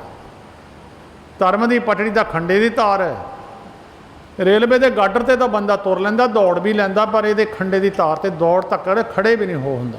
ਇਹ ਧਰਮ ਦੀ ਪੌੜੀ ਔਖੀ ਹੈ। ਜੇ ਕੋਈ ਕਹੇ ਵੀ ਸੌਖਾ ਹੀ ਮੈਨੂੰ ਧਰਮ ਮਿਲ ਗਿਆ, ਪੰਜਾਂ ਪਿਆਰਿਆਂ ਨੇ ਛਿੱਟੇ ਮਾਰਤੇ ਤਾਂ ਸੱਚਖੰਡ ਨੂੰ ਚਲੇ ਗਿਆ, ਮੱਤ ਭੁਲੇਖਾ ਰਹਿ ਜਾਵੇ। ਗੁਰੂ ਗੋਬਿੰਦ ਸਿੰਘ ਸਾਹਿਬ ਮਹਾਰਾਜ ਨੇ ਕਿਹਾ, ਜਿਹੜੇ ਅੰਮ੍ਰਿਤ ਛਕ ਕੇ ਗਾਤਰਾ ਪਾ ਕੇ ਸਿੰਘ ਬਣੇ ਆ, ਮੂੰਹ ਧੋਂਦੇ ਨਹੀਂ, ਬਾਣੀ ਪੜ੍ਹਦੇ ਨਹੀਂ, ਨਰਕਾਂ ਨੂੰ ਇਹ ਜਾਣੇ ਆ। ਇਹ 10ਵੇਂ ਪਾਤਸ਼ਾਹ ਦਾ ਬਚਨ ਹੈ। ਵੇਖ ਦਿਖਾਇਓ ਜਗਤ ਕੋ ਲੋਗਨ ਕੋ ਬਸਕੀਨ, ਅੰਤ ਕਾਲ ਕਾਤੀ ਕਰਿਓ ਕਾਟਿਓ ਮਾਸ ਨਰਕ ਮੋਲੀਨ। ਕਹਿੰਦੇ ਨਰਕਾਂ ਨੂੰ ਜਾਣੇ ਆ ਸਾਰੇ ਹੀ ਇਹ, ਜਿਹੜੇ ਭੇਖ ਵਿੱਚ ਹੈ। ਭੇਖ ਦਿਖਾਇਆ ਕੀਤਾ ਕੁਛ ਨਹੀਂ ਹੈ, ਭੇਖੀ ਲੋਕ ਹੈ। ਲੋਕਾਂ ਨੂੰ ਦਿਖਾ ਲਿਆ ਅਸੀਂ ਸਿੱਖ ਹੈ, ਅੰਦਰ ਸਿੱਖਾਂ ਵਾਲੀ ਗੱਲ ਇੱਕ ਵੀ ਨਹੀਂ ਹੈ। ਸੋ ਤਰੱਕੀ ਕਰਿਆ ਕਰੋ। ਸਾਰਿਆਂ ਦਾ ਧੰਨਵਾਦ ਜੀ। ਵਾਹਿਗੁਰੂ ਜੀ ਕਾ ਖਾਲਸਾ, ਵਾਹਿਗੁਰੂ ਜੀ ਕੀ ਫਤਿਹ।